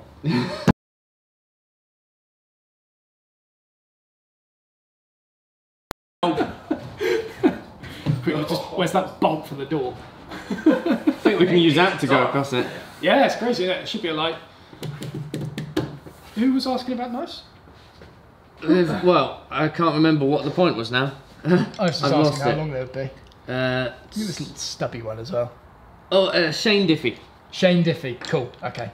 Shane Diffie I asked know that. Shane. Quick question, because this guy's asked it twice. Have you ever used a Scandinavian vice? Let me take a look at a picture of it. Hang on a sec. I might have. Scandinavian vice. I don't know the names for a lot of things. I just kind of. Wait, what? Oh, wow. Like a tail vice sort of thing? Oh, no, sorry, like a dog leg style one, like a Rob Cosman sort of thing. No, I haven't. No, they look pretty cool though. Shane Diffie wants to pre-order now. Oh, Shane, I've got your details on my phone. In fact, wait a minute. American black walnut he's asking for. He's already putting in his order. Shane, I've still got your details in my phone. So yeah, I will let you know. What did he say? What did he want? American black walnut knife. Wait, I shouldn't be doing this because loads of other people will Yep. start. Yeah. Wait, be fair. No. Yeah. No, seriously, I know Shane. He comes to a lot of events and. Well, hold him back one and give it to him in person. I'm sure it'll be much more I important. will definitely see him soon. So yeah. Go on then. What we got So I do a lot of outdoor stuff as well. Like I go camping quite a lot, so it's always important to have a knife on me. So I've always got at least 2 in the Land Rover, in a lockbox out of the way. And I've just come back. I usually have an axe in there as well, so that's out of the way. So I've just got 2 knives. One is the I want to look cool, but is absolutely useless knife. All right. That's a Henry knife if ever I saw one then. Every knife's every knife. Ooh, So that's a Gerber. I can't remember exactly what the name of it is. Nice. But the blade is quite sharp. But for woodworking, guys, I would suggest a Mora knife. All right, these knives are about. I mean, this knife was 12 quid off Amazon, and it's really good. Obviously, really hardy for outdoors. I baton wood with it. If you don't know if you know what baton wood is, but basically, if you need to split a piece of wood so you can burn it or open it up so you can make tinder. If it's narrower than an axe head will safely cut, what you do is you put your knife on top of it, you pick up another piece of wood and you just smack the crap out of the blade and it splits the wood for you. Okay. Dead strong, but they come razor sharp. So for carving, they do really well. They're really comfortable, and it's a soft rubber grip with a hard plastic underneath, and they're really good for carving. So if you haven't got a lot of money and you can't buy yourself a devoted carving knife, I mean it's not going to be good for carving out curves or anything like that, but if you just want to whittle a little bit, these knives are brilliant. That feels nice, that. Yeah, it's cheap, really cheap, but Yeah, you literally can abuse the absolute out of it and it won't, you don't matter. I like the self-censoring. It's very good. Yeah. It's finally kicked in. There's just a blank space there. Yeah, I was like, wait, what was that? Oh. So there's 2 types of blades for these as well. There's a stainless steel blade or a carbon. Stainless steel is the cheapest and it's just as good as a carbon for what you're going to be using it for, so don't worry about it. But it's got a Scandi grind on it, which means that it will hold its edge for carving. If you're whittling, it will hold its edge for probably about a year, 2 years, so you won't need to sharpen it, Rob. Thank you for Here we go again. And this is I think it's a Gerber Tonto knife. So that's one of them. If you just want to look, how do I say, poncy? Look at me, I've got a big knife. And then obviously the Mora knife. That's awesome. Like I said, My friend has got a bunch of stuff like this. He's just started trying to sell it all, but Well, it comes in really handy when you drive for a river. The water goes up above your head and you're stuck in your seatbelt and you want to get out. It does happen often, doesn't it, Rob? It frequently. I mean, the journey here this morning, I could have been doing that. Yeah, I suppose so. That was awful. Yeah. So all these woodworkers on the channel just seen me turn up, talk about rubbish, talk about electronics, and talk about knives, and they're going, Matt, where's the wood come in? No, do you know what though? I was thinking about this for podcasts and stuff like that, and the live streams. We said about mashing them together. The podcasts that I listen to and the live streams that I don't watch a lot of live streams, but when I do, the ones that I tend to watch are just general conversations. I don't watch those things to kind of, well, there's a few of them that I watch and learn, obviously, but a lot of things I just like listening to conversations and stuff. So this is a really interesting format.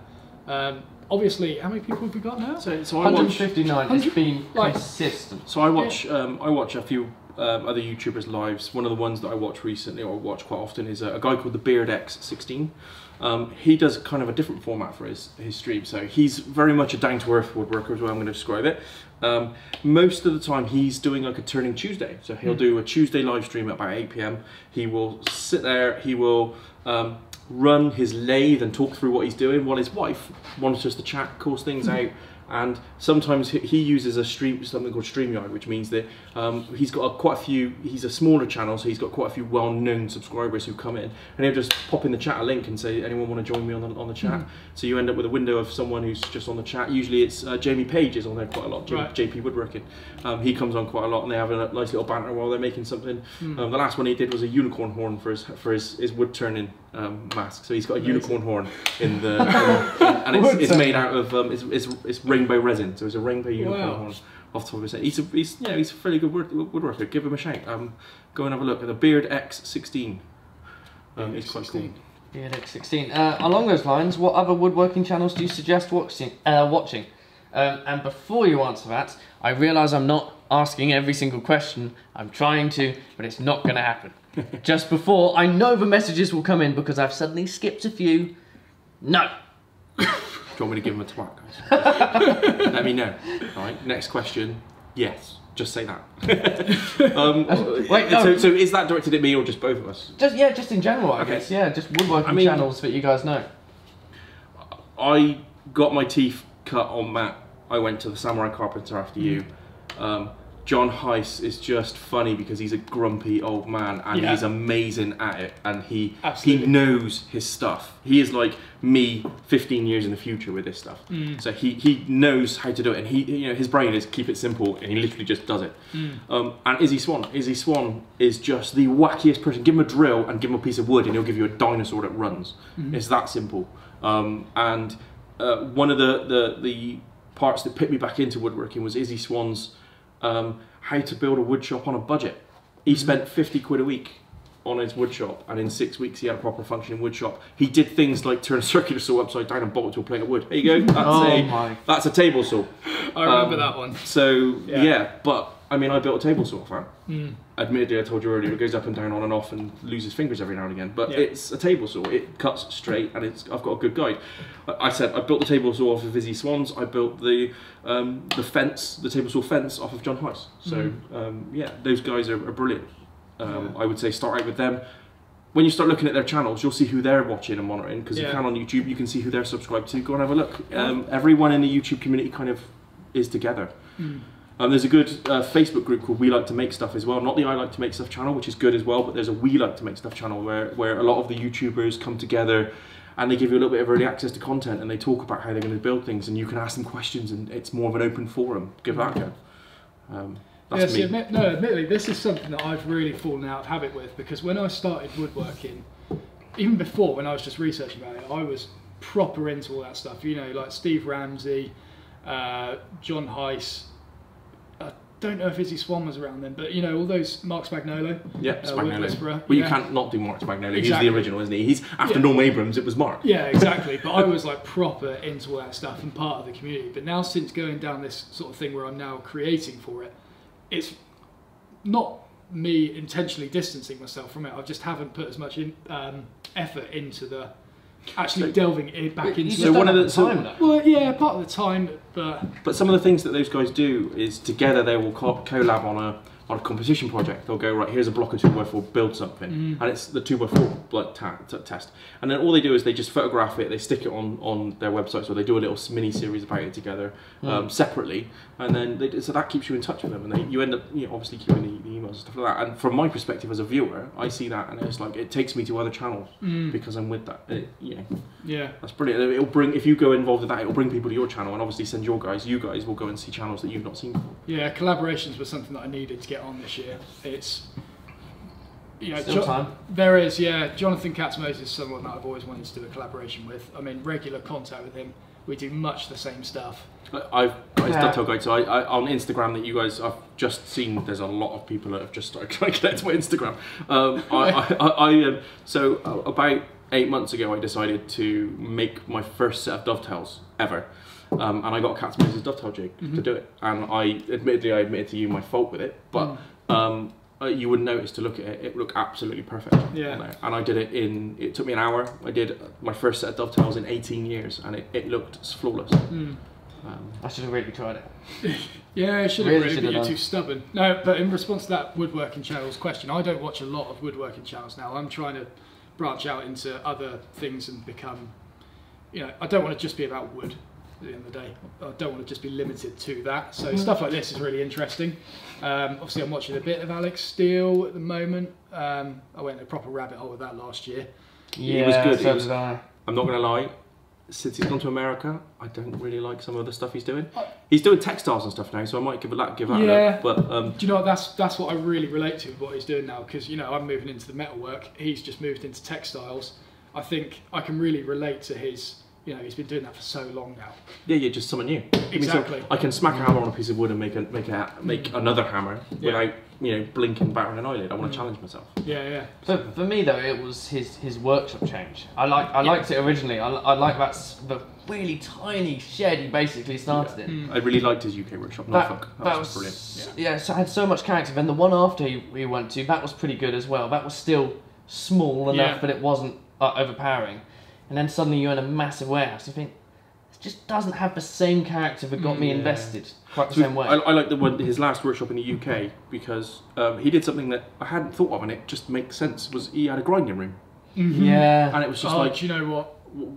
I just suddenly thought, I could do with a sanding room. Sanding room, wood turning room, freaking wood turning room. This area is like a. Well, that's because you've got no dust collection to it. I mean, you've got this, but you've got a 4-inch dust collector there doing nothing. And you've got a second run off. I mean, it won't do much, but that in conjunction with that, twice the amount of suction of what you've got now. Yeah, but not as many chips will hit Rob. Yeah, sadly, that's a big thing for him. It's always interesting. Yeah, I'm just thinking, you can always just throw the tools at Rob. Yeah, or intentionally blow up a bowl. You don't need to intentionally do that. Just go, Rob, catch. Throw something sharp, see what happens. But yeah, don't do that. I do agree with Alex Steele stuff. It's I did prefer his sort of stuff in Norfolk, but I am going to say, from a viewer's perspective, I'd be like, we've talked about this forever now. Get another common question. Come on, Rob, do your job. Oh, right, yes. I bet between the start of that question and now, 400 questions. Funnily enough, as soon as I said that thing about the questions, there haven't been any. I'm sorry, you are allowed to put questions. I would say, so here's a tip. When you want to write a question, write the word question right in front of it. Don't just write the question because it looks like another comment, but put question, that's a good idea. Question. But I'm going back before with a new one. Come on, guys. Come on. This is like simple. Idea. It's like bullet pointing stuff. I'm talking to the people in the chat. Question, I'm talking to you guys. Plain and simple. We were thinking about one of those things that auto reads out the comments. Yes, I've seen those. I would advise it because you guys are useless at getting your comments out. Amy recommended one to us last week. Which really? By the way, hi Amy. Just thought I'd say hello. Watching now. So I don't know if she's watching now. She's gone out on a night out with a friend, so she was like, I'm going to miss it. If anyone doesn't know, I through Matt's live streams, I met Amy in the chat and we were just chatting away. And one day I was cheeky. I am dead cheeky in the chat. And I just asked her for her contact details, and she gave them to me. Oh, it was in the chat? It was in the chat. So we started messaging each other and like saying hello and all that lot. I found out she's from Newcastle, I'm from Bristol. The first thing I did when I bought my Land Rover was I drove to Newcastle just to go and give her a hug and say hello, and make sure that she knew I wasn't an insane person. With all your knives in the back of the car? All my knives in the back of the car, and I drove like underwater 300 miles in each direction just to go and say, oh. But yeah, no, hi Amy. Cool. Oh, that's awesome. She's going to be gutted, and if you get a chance to see her at all, go and say hello. She's really shy. She gets starstruck. It's so funny. So I took her to Yandles, and we walked up, and as we were approaching Yandles, Matt was walking up to one of the tools, the old tool areas, and he walked up, and he was turning around, and he looked in, and I went, Amy, there's Matt, and Amy went. Really? and then I was like, oh come on then, let's go and say hello. She's got my Veritas dovetail saw. She does. She And has. do you know what? She loves it. On the subject of Yandles, her contact lenses that day, Absolutely epic, aren't they? awesome. She's got rainbow contact lenses. I was looking at it, it's like, what's going on here? Basically, I I'll must tell you have what, looked if you like could make mental. anything rainbow and send it to her, she would love you forever. Because Really? that's her favourite thing. She loves rainbow laces, rainbow contact lenses. She's It a rainbow looks girl. so cool.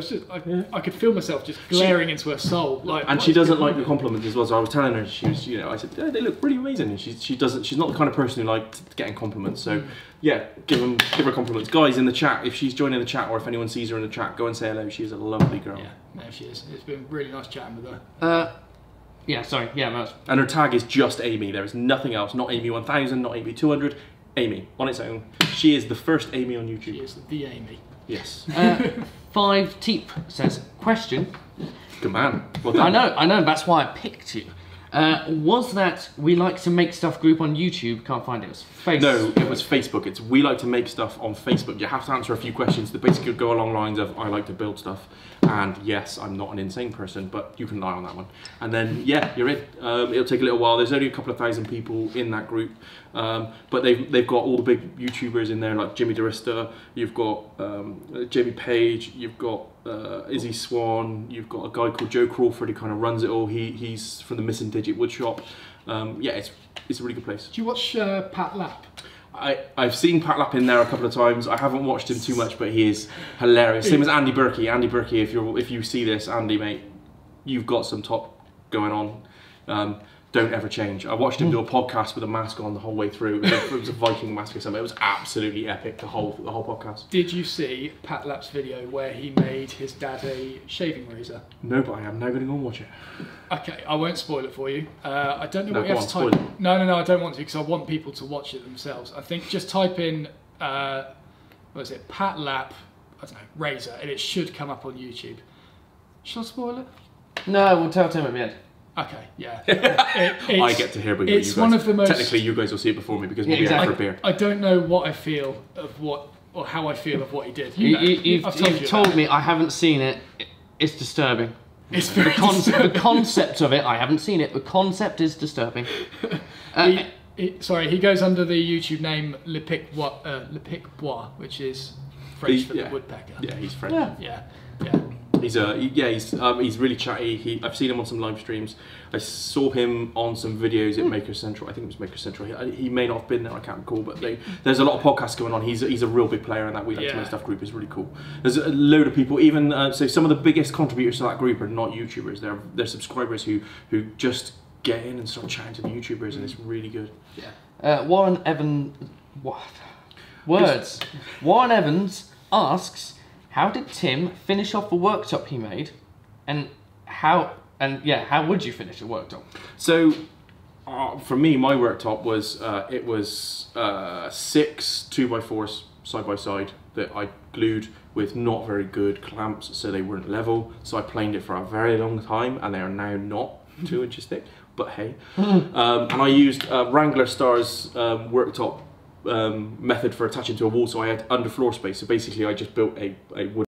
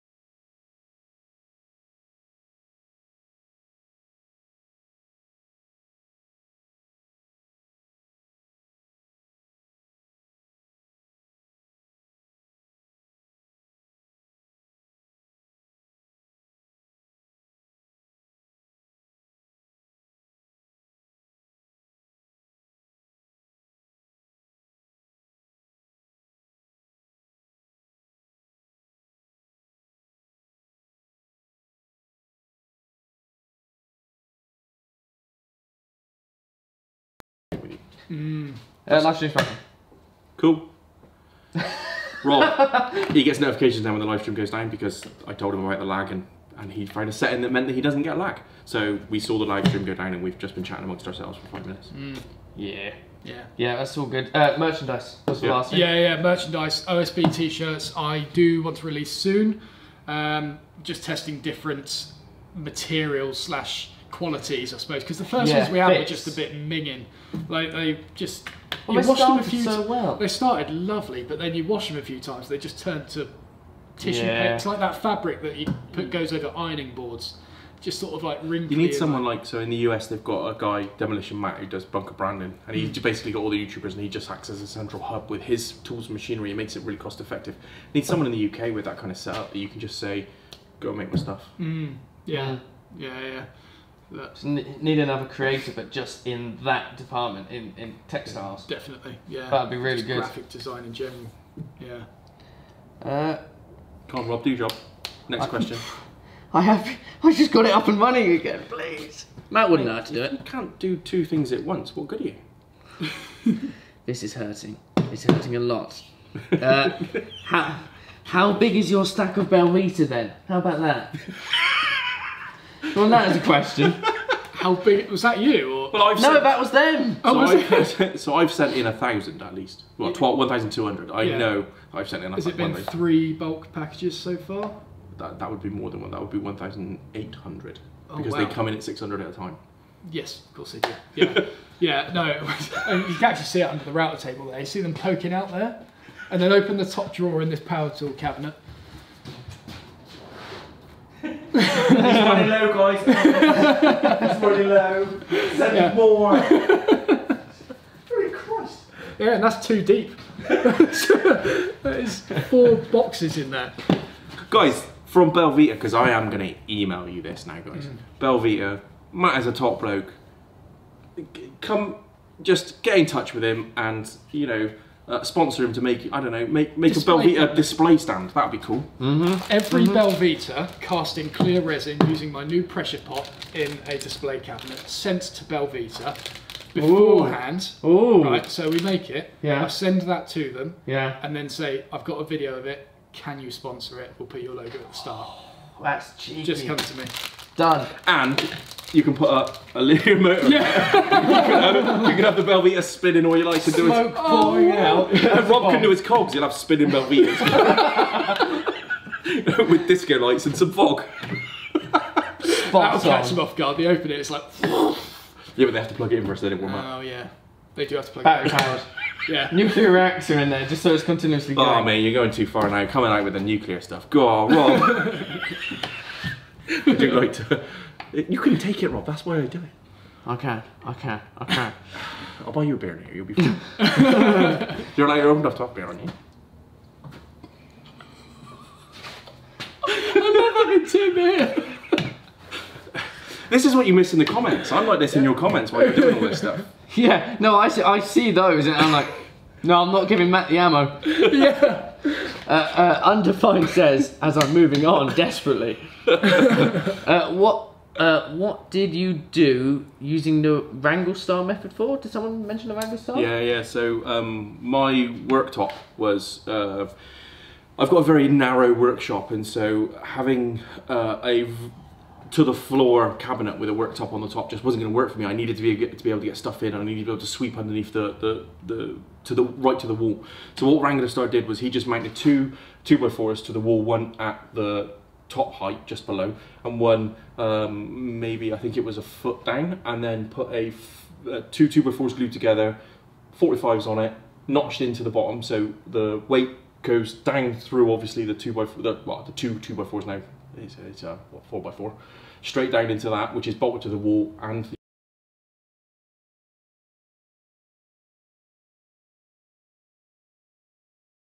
it's not going to move. It is solid as a rock.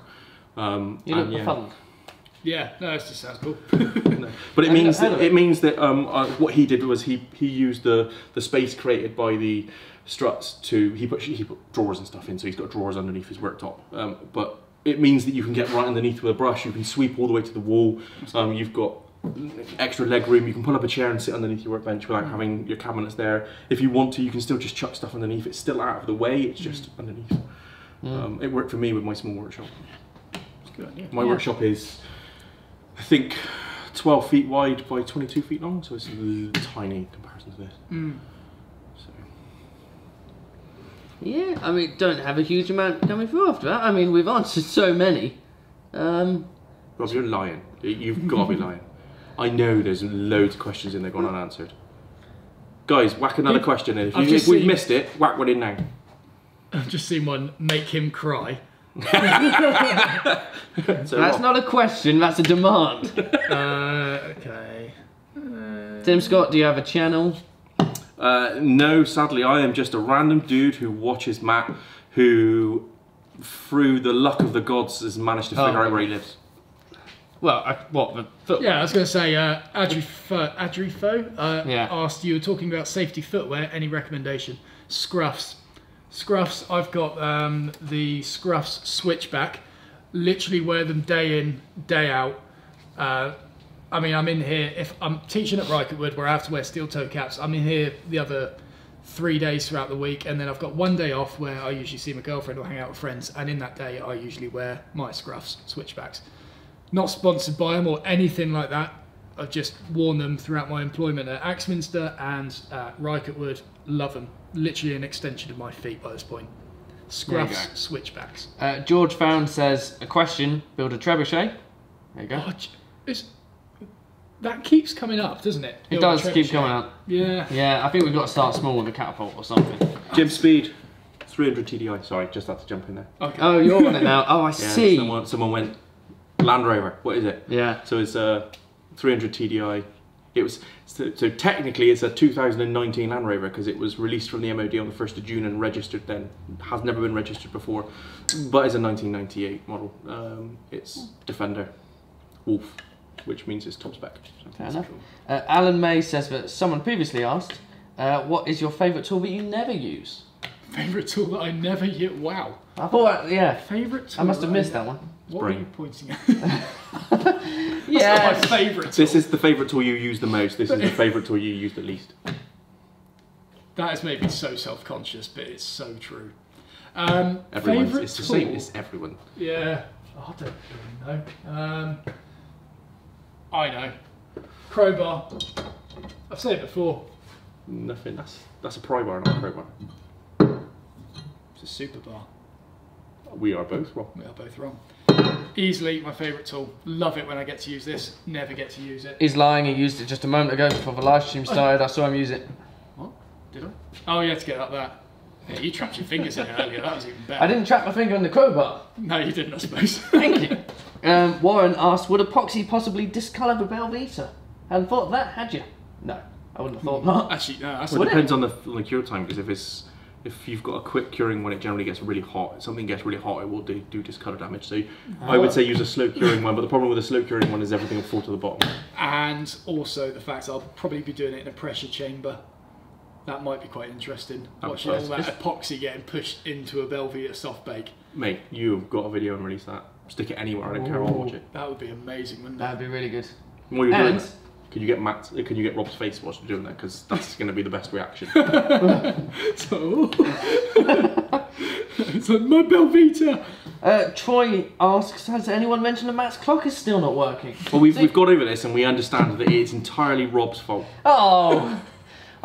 See, Rob has been reminding Matt to now. get the batteries into the clock forever. This was at the start of the stream. Sorry, Matt, I'm going to take No, go ahead. Start of the stream, and I suggested, well, Rob, why don't you just get off your own ass and do it? But Rob's like, I'm training Matt. The only reason badly. I am not changing the batteries in the clock is because I know that it annoys Rob having the wrong time on the clock. Are Velveeta dippable in tea? Jim, mate, that Yes. is an amazing question. I did it with my coffee this morning. That's not tea. Yeah, but...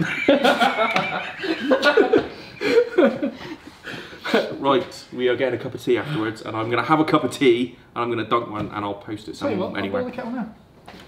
Boil the kettle now. We'll do it on the live stream. It's a quick boiling kettle. We've gone from woodworking to watching a kettle boil. Yeah, that's it. To be fair, it's probably improved knowing Matt. We're just waiting for him now.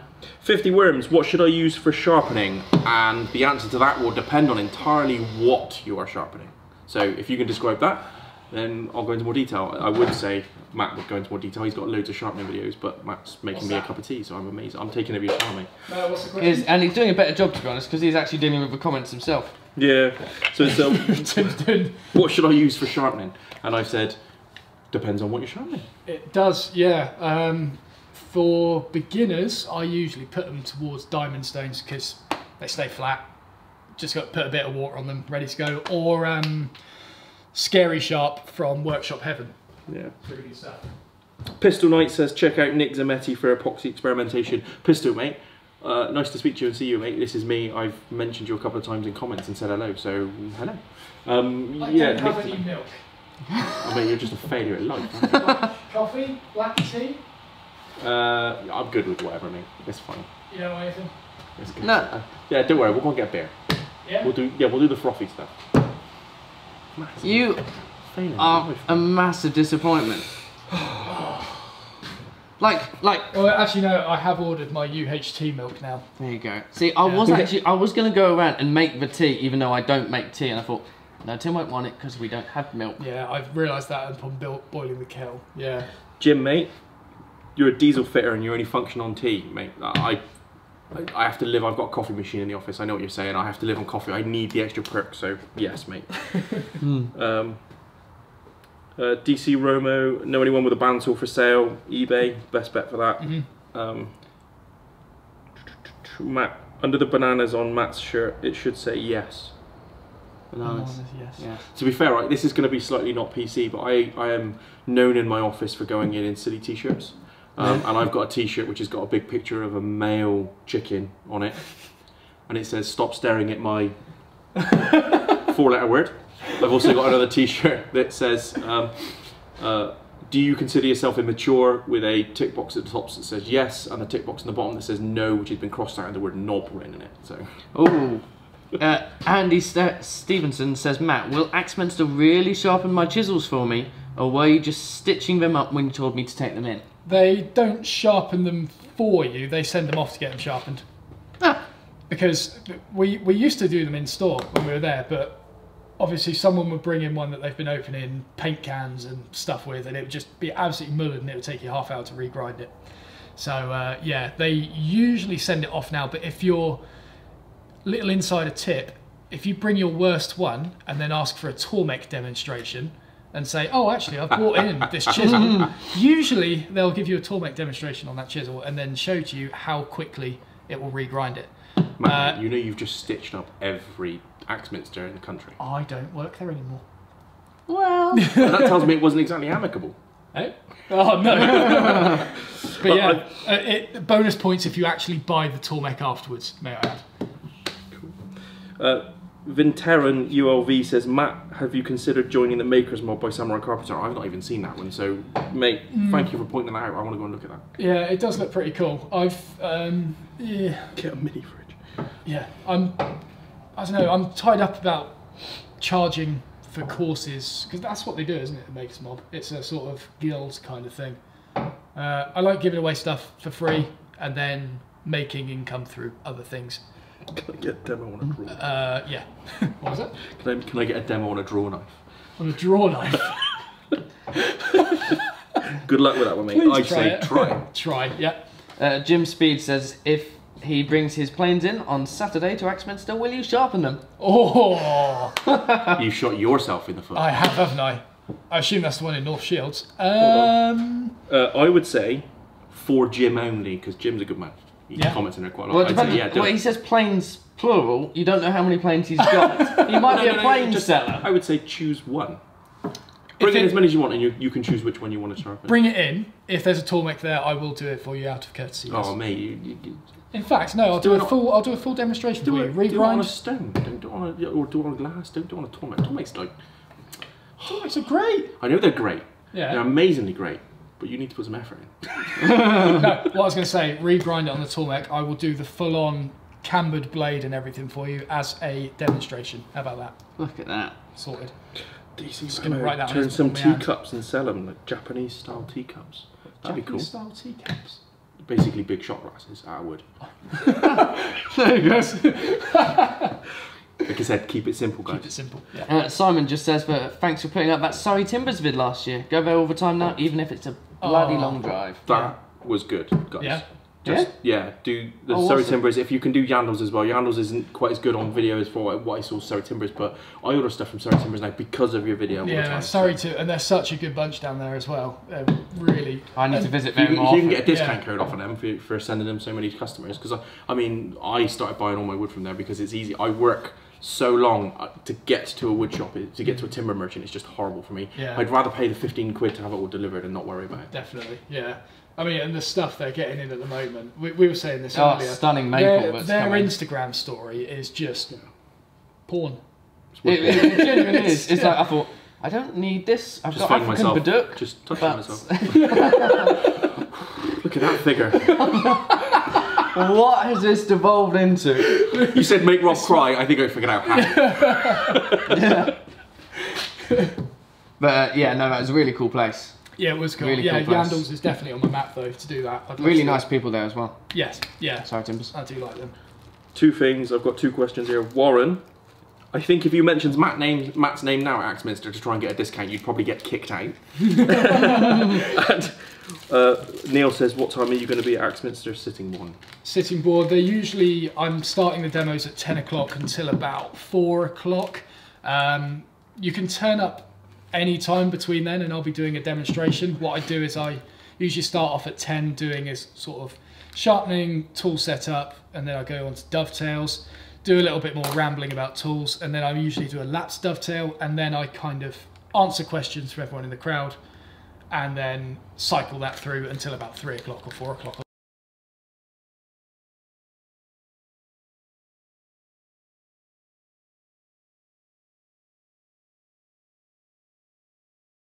So stuff I made. Tell Matt I still have a working Jesus pen. Where's your Jesus pen, mate? Where's your Jesus pen? And stuff I made. There, behind the snow. I don't believe it until you prove it. So you better put a video up or an Instagram story. Yeah, I've got his sticker up there somewhere. I'm sure I have. Stuff I made. There you go. Yeah, yeah. Still got the Jesus pen. It doesn't work, but have you seen my new? You seen my new Statue of Liberty pen? Well, no, you haven't shown it to anyone yet. No, I was asking Rob if he has though. I had. Well, I did spot it, but like it think didn't you're in the way of twig the what it camera. was. You're in the way of the camera. Oh, might be. Maybe he doesn't want it on the camera. Maybe he doesn't. Maybe no one gets to see it. Give me my pen. It only writes in Imperial. As in. I don't get how the Americans I fight have- so avidly over the imperial system. I understand that they believe that it goes down to a much finer granularity than the metric system does, even though the metric system does do that as well. Microns. But the thing I want to know about is, okay, I understand that is in engineering principles, yes, you have to go down that deep. I'm building a shelf, mate. Why do I want to know about 3/16 or why not I just go with a millimeter? Yeah, I don't understand it either. So I understand that that's now going to mean that all the Americans in the chat are going to hate me forever, so I'm very sorry. Oh, it's no. just that my perception of the imperial system is it's hard. Yeah, it is. Too much maths involved, too much Fight. halving. But yeah, every time I try and use this with a ruler, it just jumps to the next inch. Back in the workshop, I'm 43, I do imperial. So this is the thing, so I'm 35. I do a mix and match. Right? I'll do one measurement in inches and I'll do another measurement in centimetres. If it's nearer to the closest inch compared to like a weird millimetre, I'll go with the inch. So I'm making my daughter's dovetail box and I rough cut, I got purple heart, I rough cut a board purple heart and I did all the measurements in inches. I just went, I'll go 2 inches over. Yeah. And I know I'm going to finish that off in centimetres, but it's 2 inches over. Yeah, it is. Yeah, mix and match. Alan May asks, will you be doing any woodworking courses which I can come along to? So I guess that's just specifically woodworking courses as opposed to Axminster. Yeah, there's not a lot going on at the moment, unfortunately. I used to teach the evening classes at Rycotewood, which I no longer do, just because I'm trying to get my evenings back a bit. Yeah, I'd like to. We did try and organise something with Axminster, probably last year, in terms of doing courses at their skills centre, but nothing has really come into fruition with that just yet. Yeah, I'd like to, but it's not something that's going to happen anytime soon, unfortunately. Sorry. Have you got your big Babinga boards, mate? One of the dudes in here asked, do you still have your big Babinga boards? I have no idea who that is, but have you used them? If you haven't used them, what do you plan on using them for? Have you figured it out yet? The drill bit cabinet. Cool. Yeah. Yeah, they're about, they're in the corner there, probably about 4 metres long maybe. Yeah, quite long. Yeah, I had all of those strapped on the top of my car coming down from Oxford on the A34. They're the tallest ones in the corner. Yeah, they're huge. So Matt, car is notoriously unreliable. We went to Yandles. Before we went to Yandles, I actually messaged you saying, I'm going to have the Landy. Would you like me to pick some stuff up for you or bring it back? Because I'm more than willing to do that.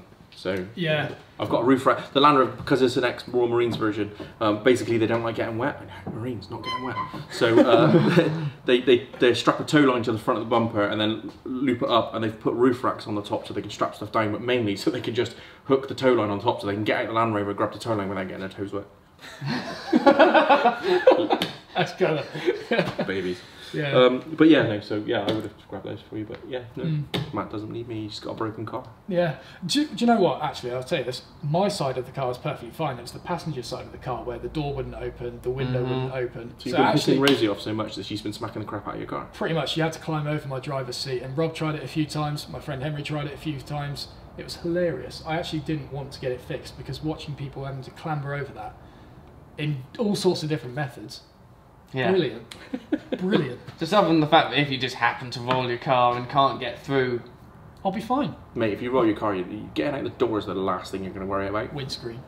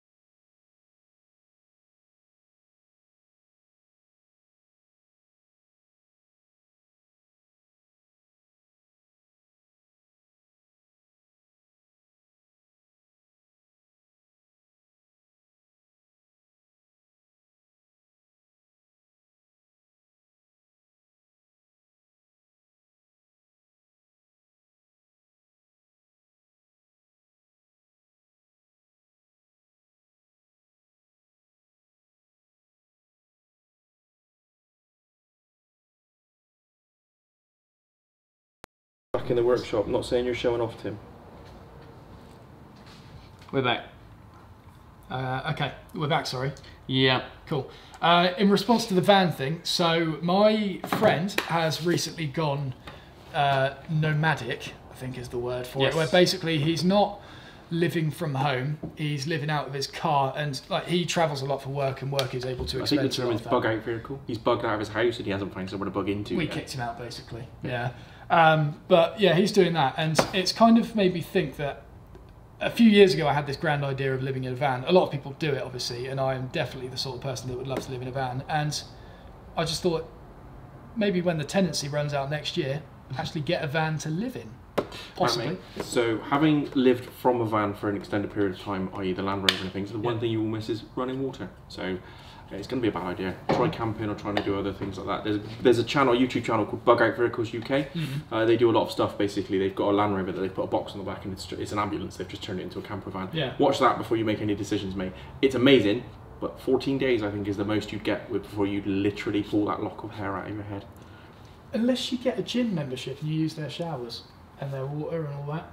I understand that, but gym memberships can be quite expensive, especially if you want a shower that's not going to give you verrucas every 5 seconds. Yeah. Or the other grand idea was buy a double-decker bus, top half living quarters, bottom half workshop. Travelling workshop with travelling courses. Right, and then on top of that, you're going to need to find somewhere to park it all the time outside the workshop. You're going to need to work on it, and you're going to be a mechanical engineer before you know it. Yes. And also, you're not going to be able to drive it anywhere because you haven't got a license to drive it yet. Yes. It's a work in progress. Grand idea. The even grander Remember idea. the 5 thing. Okay. Remember the 5 thing. Apply the 5 things to your life as well, mate. My grand picture for this double-decker bus, I don't know if I mentioned this to you before, is holding a woodworking course like on top of the Grand Canyon or something like that. Those of woodworking. Yeah, but how are your subscribers going to get to the Grand Canyon? They're all in the UK. I know all of you in the UK. Oh, there'll be some in. They can give him a lift there. Yeah. Matt's paying. Travelling party on a double-decker bus. We'll do a bit of woodworking while on the highway. Okay, if you're going to do that, then you have to do another one on the White Cliffs at Dover. Oh yeah, that's good. That's sort of a good stepping stone actually, isn't it? Yeah, do the first one on the White Cliffs. You can the have a second table saw powered off like the wheel axle or something like that. Mate, no, you watch the bug out vehicles thing. Just get an inverter for your car. Job done. Table saw will run off of an inverter. Yeah. And you'll need solar panels and this, that, and the other. Watch that channel. I'll start with my van, then the double-decker bus on the cliffs of Dover, and then there was a question that I saw earlier. Back in the workshop, I didn't miss the original comment. I went back while the stream was down and saw it. You do both Imperial and yes, I'm with you on it, bud. Imperial and metric. What? Okay, one from here, Neil Parker. What is the best wood you've used grain pattern? I have this bit of walnut. It is. Is that the wavy one? Kevin Willingham. Cool. Yeah, Matt's just killed himself. Oh, it's not. Oh. Oh, nice. It's like. Would you like bits of water? Oh yeah, got them. It's like. Not on the Mac. Yeah, not on the laptop, not on the microphone, not on the phone, not on the planer top. Just on your leg, Matt. That's just on the leg, yeah. Make it look like I piss myself when I go to the pub later. It's like gun stock quality walnut, and it is just so nice. Curly there, perfectly quarter sawn. Well, pretty much. If I was to turn that into box size or something. Go a little bit closer. Look at this. And it cost me £15 from Mac Timbers, M-A-C Timbers. Guy who runs it, absolutely lovely. I met him at Newark, at the Newark show, I think. And yeah, he's a proper down-to-earth guy, and he sold me this. It is bloody lovely. And also that bit of burr that I had, which is quite nice. But yeah, that's the nicest bit I've got. I wanted to show that off. Thank you, Neil, for asking that question. You have given me an opportunity to do so. Lovely. What else we got? Surprised there's no water on the lens. Got away with it. There you go. Look, Kevin, Grand Canyon. I'll be there. Yeah. That's Kevin. That's right. Me and Kevin will have a great time. Well, to be fair, you and me are having a great time. So, Kevin, you're the American version. Off you go, mate. That's it.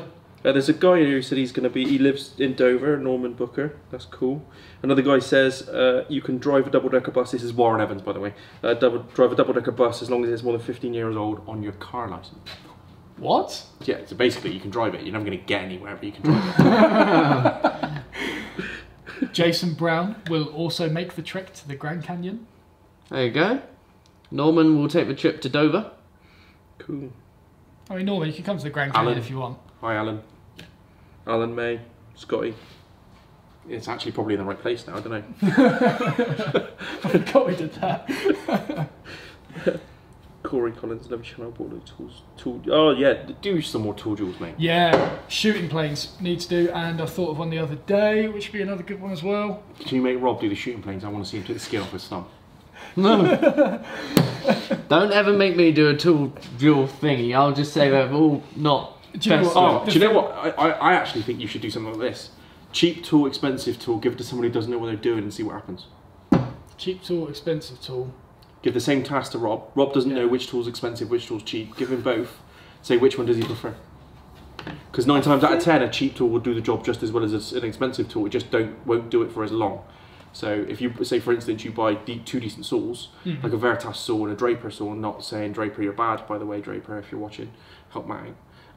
But if you cut with a Veritas saw, you're going to be cutting with a Veritas saw for what, a year before you need to really look at where you need to get the teeth sharpened. The Draper saw you're going to be cutting for a week. So, but in that week you will cut just as good as the Veritas. But then when you go to things like planes, if you were to get a Faithful, aka Faithless, and then put that next to what, a Veritas or a Lee Nielsen. True, you do get what you pay for. Yeah. But then again, it's see what Rob thinks. Yeah, and you can't do any of these things now because we've just told him what they are. which ones are good and which ones are bad. But try it. That was one of the things with the tool duels. So previously, I've been quite snobby with my selections, as I tend to be. But it is when I eventually start doing them again, it's going to be more comparing expensive to cheap and working out where you can actually compromise on things. You just can't give him Bosch, apparently, according to Neil. Yeah, I've been told that. For your own good. I swear to God, he must like stroke Bosch.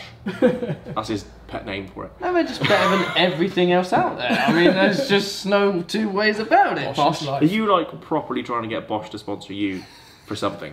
Like, to be make honest- music with Bosch. To be honest, I was Bob's been on the channel before. Yeah. Yeah, yeah. So I was speaking to Bob from Bosch, and he actually said to me, "If you ever need any tools for your channel," it's like, what am I going to be using the tools for? Mate, I would you love should have to. said. Well, you should have said, right? My music mixing deck is a tool. I'll take that. What's that? 1,200 quid. Off you go. Yeah. Job done. Or just get a Bosch It's washing not- machine. he for the asked you for background. a tool. He didn't say a woodworking tool. He said a tool. Your closed-mindedness meant that you lost out on a £1,200 mixing deck. Or one of those fancy gizmos where you push a button and it does sound effects. Like you push a button and it goes whack whack, like on the radio. So you can apply. So right now you could be doing the live stream, and every time we take the mickey out of you, you could be going, screw you, I've got a music making box.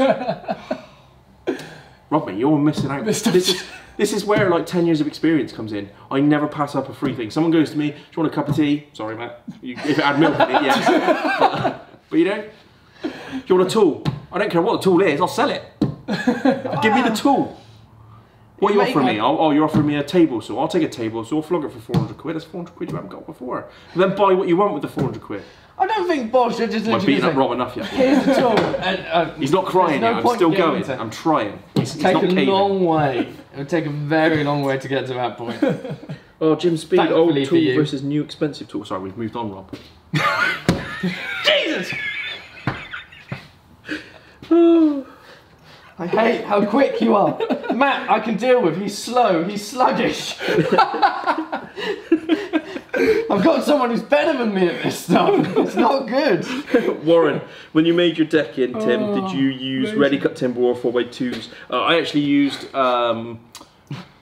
ready cut deck boards that I trimmed down to size, and I used 2x6s for the ground because I was over engineering the crap out of it. My deck was at the tallest, it's on a sloping, it's on a gradient, so at the tallest end it was 1.5 foot off the ground, which was very close to the I need to put railings up level. But I used 2x6s, and then I skinned the top obviously with, it was B&Q's own double-sided I look good board that will last me about 5 minutes, but I made sure to treat the boards and paint them with, I wanted to do it with, what's that, the Samurai Carpenter used it for his decking outside. It was I don't know if I saw that. really cool. Go and look at how the Samurai Carpenter did his rebuild or refurb of his house. It's a really cool orange, but I ended up using a golden cedar from Ronseal, and I just painted it in that. And it's been there for 2 years now, and all I've had to do is pressure wash it and retreat. Obviously, you retreat it every year, but it's brilliant. It stands up to the test of time. I've just seen a question asking for a tool list for the woodworking school. Yeah, I saw that earlier on, but I was just slightly worried that person was already gone. Oh, are they? I don't know, I didn't see. Okay, what's his name? If you're looking for that tool list, just go onto my website, matteslea.com, press on the online school page, scroll down to the Dovetail Box project, and then it should be the second link there. First one is something explaining the project. Second one is free resources. It is within there. Yeah, Rewind lots of if you details need on another that. explanation. Yeah. On my website, you'll find it from there. Indeed. Top 3 woodworking channels. Question to all 3 of us. I'm assuming, Rob, yours is Matt. It's Well, I excluded can't Matt. use Matt. Matt is yeah. insane. I don't. Yeah, I don't watch. But Bingo Boys. That's Yeah, woodworking just for the name. Yeah. And the occasional hitting of logs in Minecraft. No, sadly, I don't watch any other woodworking channels. Top 3. So my favourite, like I say, I don't watch a whole lot of them, but I really like Matt Cremona. He's an awesome guy. he's got a sawmill. Oh. So some of his sawmill videos are brilliant. Yeah, he's just, and the fact he's built that thing himself, unbelievable. And his tool cabinet, his recent tool cabinet, Tool cabinet is absolutely cool. gorgeous. Yeah, he's really good, and he's just down to earth, and he's done bloody well as well. To be fair to him, he's done really well. Oh, Matt Cremona. Matt, if you're watching, hi. And we met it.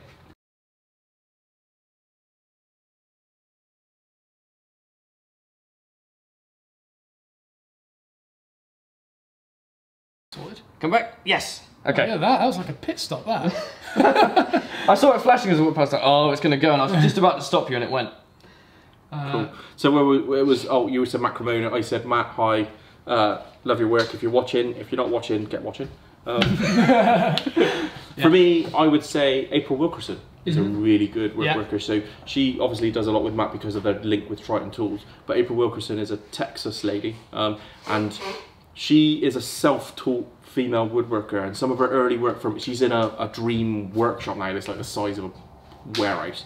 But she previously was just doing it out of a garage, a 2-car garage in a house in Texas. She rebuilt that garage from the floor up, and if you want a good series, watch that. But she's even gone as far as to do things like build a double bed. I do like her series. Are very they're not frequent uploads, but the uploads that she does are very, you know, like with the workshop that she's just built. The progress between each of those episodes or during each of those episodes was unbelievable. It's such a cool series to watch. That's timber framing though, isn't it? So timber framing a workshop is, we would obviously in the UK, well I say we in the past we would, just got a whole housing estate next to me, it's called timber frame now instead of being built. But yeah, timber framing means you can throw things up really quickly. There's a YouTube channel called, if you want to watch that kind of thing, RR Buildings. They do timber pole posts, I think they call them, sheds and garages and outhouses, and they do, you can throw one up in 3 days and it's like the size of like I don't know, whatever kind of massive department store I don't want to name on Matt's channel, but yeah. That's me. Yeah. Another, what would be a good finish for a tabletop? Osmo. That is your go-to, isn't it? Just if in doubt, it's Osmo. I'm just so unadventurous now. I think somebody asked, have you used French polish? Yeah. Pain in the bum. Well, like, French polish is a process, it's not a... To be fair, I've used Osmo. Osmo is brilliant, but it costs so bloody much. Yeah, it does. It's very expensive. I would say just be mindful that it needs to be hard wearing, and I mean, if you're building a tabletop that you're going to love, then you're going to love refinishing it every year or every 2 years. So I wouldn't worry too much about it. If you're going to do Osmo, Osmo's going to last you ages. But if you're building a good worktop, a good tabletop that you're going to love, and you're going to put the effort in, you're going to put the effort in for a couple of years. So don't worry too much about the finish on the top. I mean, if it's crap, you just sand it off and put a new one on. But just try something and just do what you love. French polish Purdue desk. You want to try French polishing? I don't know what French polishing really means. French polishing it sounds fancy. Is using shellac and basically doing, let's say, I don't know, 50 layers. In fact, you would probably love that. With your chessboard that you did in GCSE. Checkers. I never made the chess. Oh, whatever it is. And Henry made the chess pieces. Rob made a chessboard. Chessboard. Checkers. Chessboard. Checkers. Well, in chessboard GCSE, he literally did like better. Rob, mate, keep it simple. Chessboard. No, wait, because he's just said if you made a chessboard, it's better. So Rob made a checkers board, and he literally did like 50 layers of wax on it. Yeah, pretty much. Was that like you put the piece down, it went and slid off? It's just every single... That would have been cool. Every single lesson. I think you went there. Cool. You went there. That's after the next school thing. sometimes. Rob's going to well, make a chessboard, which you can see his face. Well, I might have done. I didn't remember doing it all that much, but then again, I sort of, in the last year, I got double the amount of S-Man lessons. Yeah.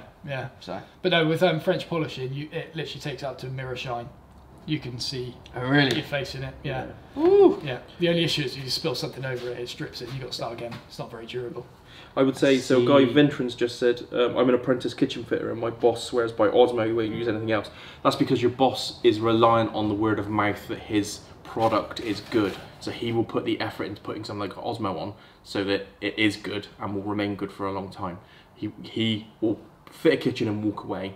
Whereas if you're building your own tabletop, you're going to be looking after that, so you can afford to be a little bit less than perfect with it. But if you're running a business, don't skimp on anything. Put the best in you can. Yes. So, that's very fair. Yeah. Very fair. Yeah. I mean, all that's going to happen is someone's going to say, yeah, that kitchen fitter, he gave me this worktop, and this worktop's just peeled apart and fallen apart. The first time I put a hot stove down on it, a hot pan on it, it just caught fire. I mean, at the end of the day, he was going to be doing that stupid stuff anyway. But the point is that he wants it to stand the ruggedness of at least a 12-month period because that's all he can warranty it for. Yeah. And Osmo's going to make him do that. Absolutely. Corey Collins asked, Matt, can you do a chess piece series? I've tried carving. Just hands once. whittling. Oh god, yeah. It's the horse. Is there a horse in there? I believe the I one called a can't- rook before someone goes crazy. Okay, yeah, thank you. Wait, no. No, I'm not sure. Horse. Horse. It's for horse, and then you have the castles on the side. Yeah. Yeah. I've tried. Yeah, I can't figure out how to do that. Not at all. Not at all. Neil Parker asks, what is a good but cheap tool made for a startup? There is no such thing. The That's startup. not Timor. No, yeah. A cheap tool for a startup is just a tool you're going to buy twice. So. Wait, a good cheap tool for a beginner. Yeah, he used startup. Okay. I mean, there's any tool you can pick up that does the job, as far as I'm concerned. Well, for a beginner, once you've used it, because I would never say, Rob, go and buy a whole suite of Veritas tools, because at the end of the day, you're never going to use them all to their full potential until you know how to use the tool.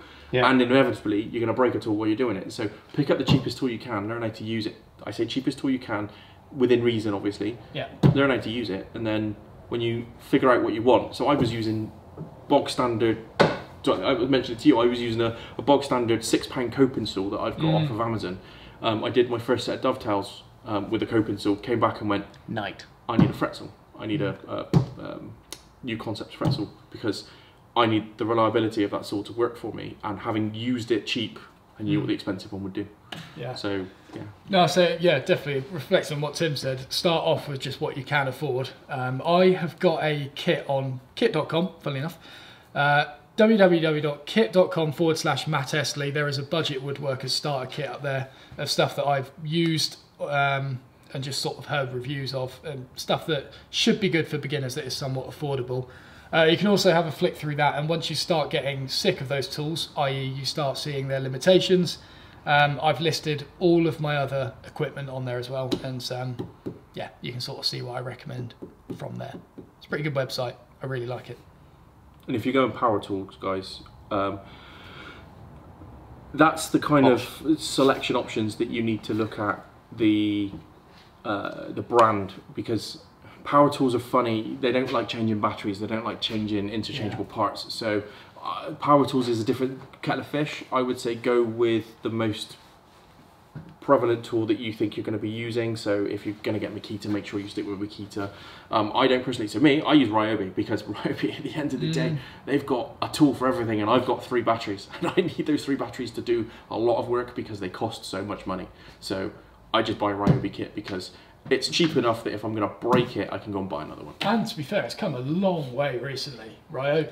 Yeah, I've recently bought a handheld circular saw, a 7-inch handheld circular saw, and that thing cuts like butter. It goes through worktop and stuff. I never thought it would go through worktop. Such good things. They've just brought out a 5 amp hour battery as well, which is just made a hell of a difference to how everything works. Yes, it works for the same amount of time, but it can do twice as much work with it. So that's good. George asks, will we be seeing more stuff on the metal lathe and mill soon? Yeah, in fact, yeah, I didn't mention that with the knives. Do you remember we said about doing a live stream of the entire process? Yeah. That'd be cool. Yeah, the knives, I don't know if you missed them. I have started producing these. They take roughly, I could probably do it in about an hour, make one from start to finish, and then, you know, accounting for times like this is one I prepared earlier sort of thing. But yeah, that whole process we are going to live stream soon, taking a knife from start to finish. are you going to sell those, or are you going to give them away? We're going to, well, so what we're going to do with that is, once I get the process down in my head and I've got a big back order, not back order, but stock of them, that's where we're going to do the live stream, watch them start to finish, pan the camera around, everyone can then see all these knives that are available, and then, yeah. And so then, if you're going to sell them, just remember you've got to verify that the person you're selling to is over 18. Yeah. Or the joys of UK law, which is fine, I mean, I completely agree. Or you sell it without the knife in it. So you send them a link to the blades. Yep. But to be fair, the blades cost a couple of quid. There's actually a guy, I think you put a link to it, there's a guy online who just sells scalpel blades, and it's like just a mum and pop per person who buys them in bulk from the wholesalers and then puts them up online. It cost me 4 quid for a box of 15, like proper Swan Morton. Yeah, I mean, I've got the all the boxes of those blades up in there. But I would say if you're going to use a marking knife, I was using a marking knife for ages, and I got frustrated with the fat, chunky, pointy-nosed marking knives bouncing over the ridge lines, doing all the stuff that everyone thinks is them. It's not. It might be that you haven't got used to using the marking knife before, but switch to a scalpel. It just makes life so much easier. Swan Morton SM01. It's the one with the chisel-shaped blade. It is amazing. And if you're really stingy, you can sharpen them like a chisel because it's chisel-shaped. Just sort of. I wouldn't even bother me. I have tried. I know I said do what you can, buy cheap, but those things are so cheap anyway. Just they are proper cheap. Yeah, but you can do that. I can see Rob trying to sharpen it and severing an artery and stuff. Yeah, I wouldn't bother trying to sharpen it. The point is I'd use it blunt until it's just nothing. Until there's a nub. Yeah. This is 50 blades in this box. They're just stacked in there. Yeah, Swan Morton SM01. Very good. Just quickly, Warren Evans says, would Matt and Tim, would you recommend Axminster or Makita? And I'm going to say Axminster because at the end of the day there are Axminster outlets in the UK that you can just walk in and pick up. Axminster or Makita? Yeah, for tools. I would say Axminster all the way. Not because I'm biased against Axminster or Makita, it's that I can walk into an Axminster store and see someone and moan at him when it goes wrong. Wait, aren't they different types of tools? As in a brand. If I was going to stock all of my brand, would it be Axminster or would it be Makita? But Makita sell power tools, Axminster do machines primarily. Yeah, keep it simple, guys. These guys out here are like me. I see a tool and it's branded at Axminster, or I can buy an Axminster tool, or I can buy, I mean, there are two completely different pools. There is some overlap. I would say in the overlap area, go with Axminster because you've got somewhere you can walk into. Which would you recommend, Axminster or Makita? I don't. Yeah, see, I didn't read that one. It depends. I don't know. I'm not sure what you're comparing there, Warren. So let's go with table saw, right? So you've got a portable table saw. Axminster do a portable table saw. Makita do a portable table saw. Which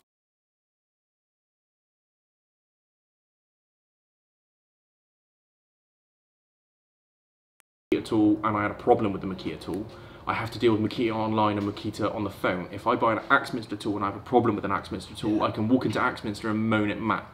Yeah, this is true. Used to be able to moan at Matt. Yeah. Yeah, I guess for that, just being able to go into a physical store, if I had to answer that question on surface level, yeah, that'd be it. Shooting board, how's it holding up? Shooting board, amazing. Yeah, so who was it? So, Adri, I know there was a question that you asked earlier that I'm going to come back to, but it's been 2 months since your shooting board. I'm considering doing the same. How is it performing? Anything you would change? And greeting from Switzerland. Oh, amazing. Yeah, it's really good. Keep it under here. Using it a couple of days ago. Do you know what? Actually, addressing one of the comments that came up a lot about that, they were saying, they're saying, I don't have access to a milling machine.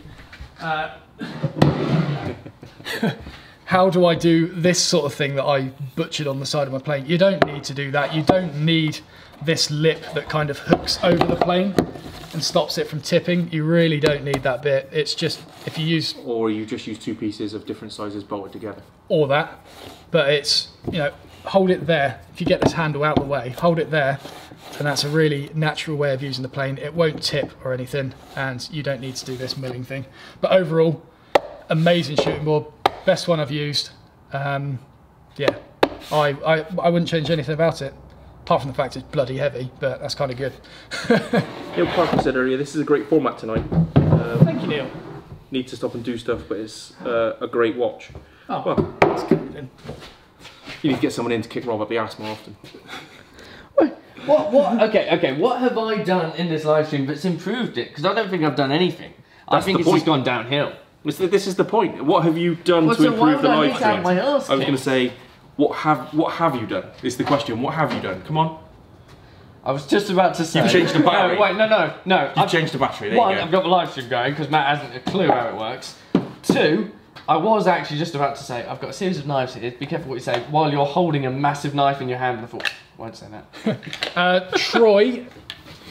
You asked, you made the statement, Jesus, how many different Osmos are there? If you want one to do it all, that's the one. Osmo. Get closer. 3032, clear satin. I forget how wide angle this is. Yeah. You're still not even in it. It's epic. It goes on well. It stays on well. Yeah. It dries well. And when you need to sort it out because you've messed something up, it gets sorted out well. I can't.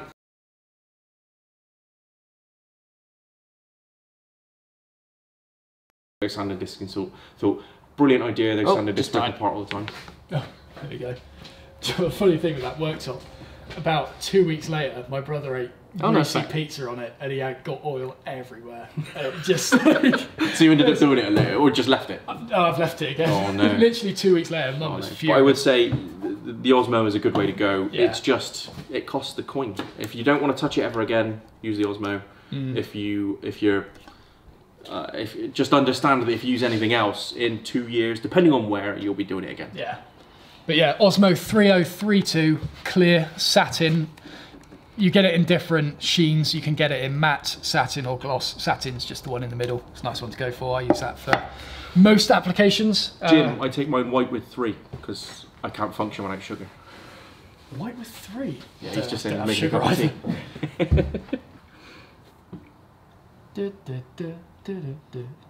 tea. George Farron, how would the lip work for a regular style bench plane in reference to the shooting board? It won't. That's where you just have to use like the correct pressure on the plane in order to stop it from tipping over. That's all it is. That's all it is.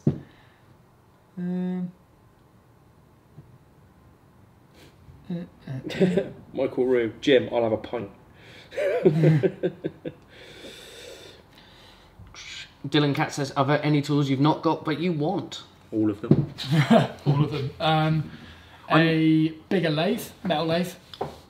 One that's less deflection on the carriage, which would be good. And spindle / bobbin sander. Axminster have just released a new one. I'm getting it. There's a handheld bobbin sander that Triton do. That looks There really is, cool. isn't there? Yeah. They do a handheld one, but you can put in a vise and then you can pack it away out of the way. I forgot about that. Oh, that's quite clever. It's like, you know, the little Bosch router. It's like that, but with a sander underneath. And really? I think it does an I oscillation. think it does, as well. yeah. I forgot about that thing. From my perspective, tools that I've not got that I want, well, I've already seen them. Matt's going to be a few clamps lighter when I leave. Plain and simple. I mean, I've got probably as many clamps as Matt's got on the wall there, but I need more. I need more. Yeah. Yeah. Well, you're going to need a lot more after I do. Oh no. Yeah. No, those are beautiful things. Scotty, do you have a scroll saw? No. I was looking at the options of a scroll saw or a bandsaw.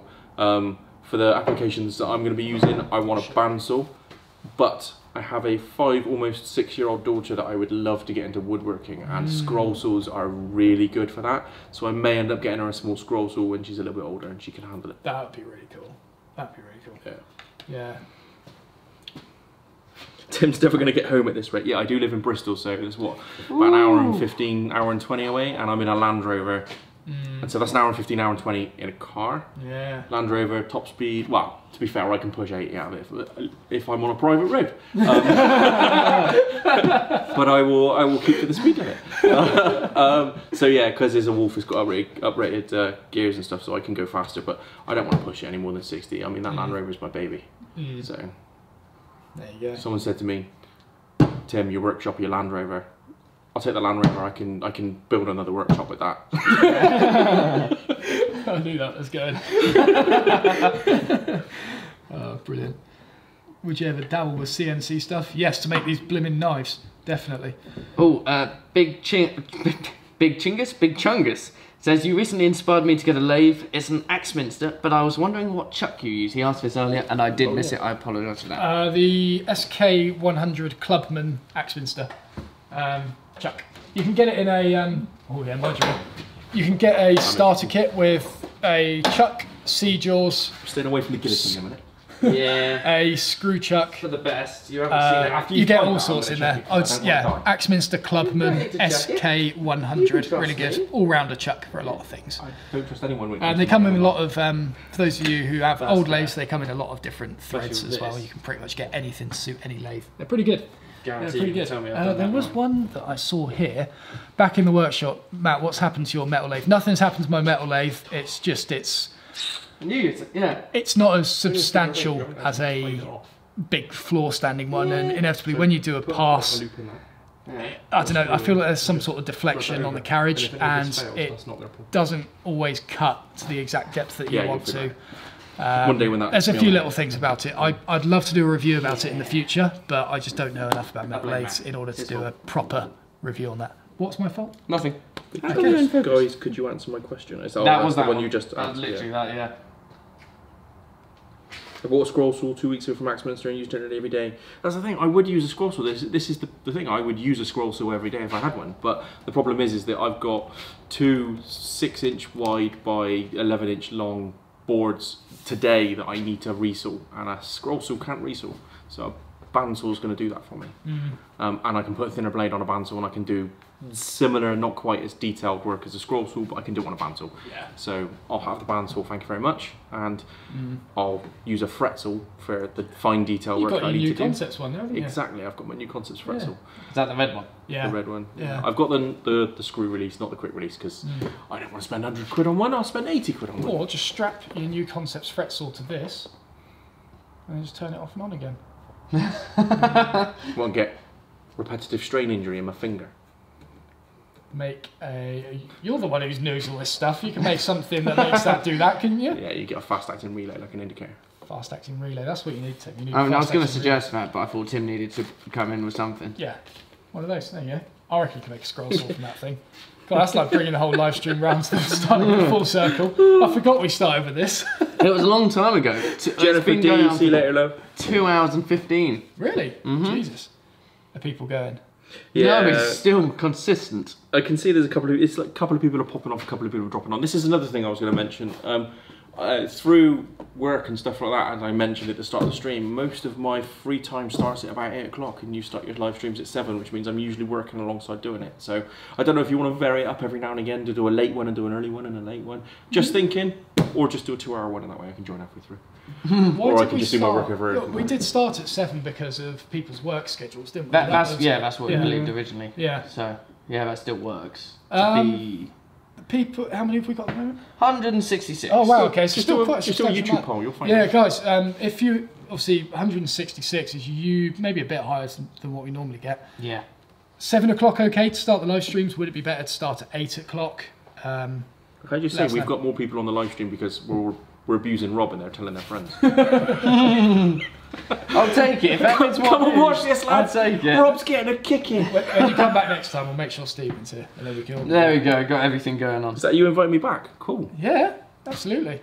Cool. I'm going to have to say, can you extend the invite to Amy? She'll have to come down though. But Of course. Amy would love to come in. Yeah, that'd She's, be amazing. She'll be the little squeaky in the corner going, "Ah!" But she's going to love it. That'd be cool. Look, if we continue like this, we're just going to end up with a whole audience in the workshop and no one watching the live stream. There'll be no latency on that. To be fair, let's just do a live show. That's it, yeah. Today, Matt's going to build a grandstand for everyone to sit. They can all camp out in that bodged together shed we've just made in the yard.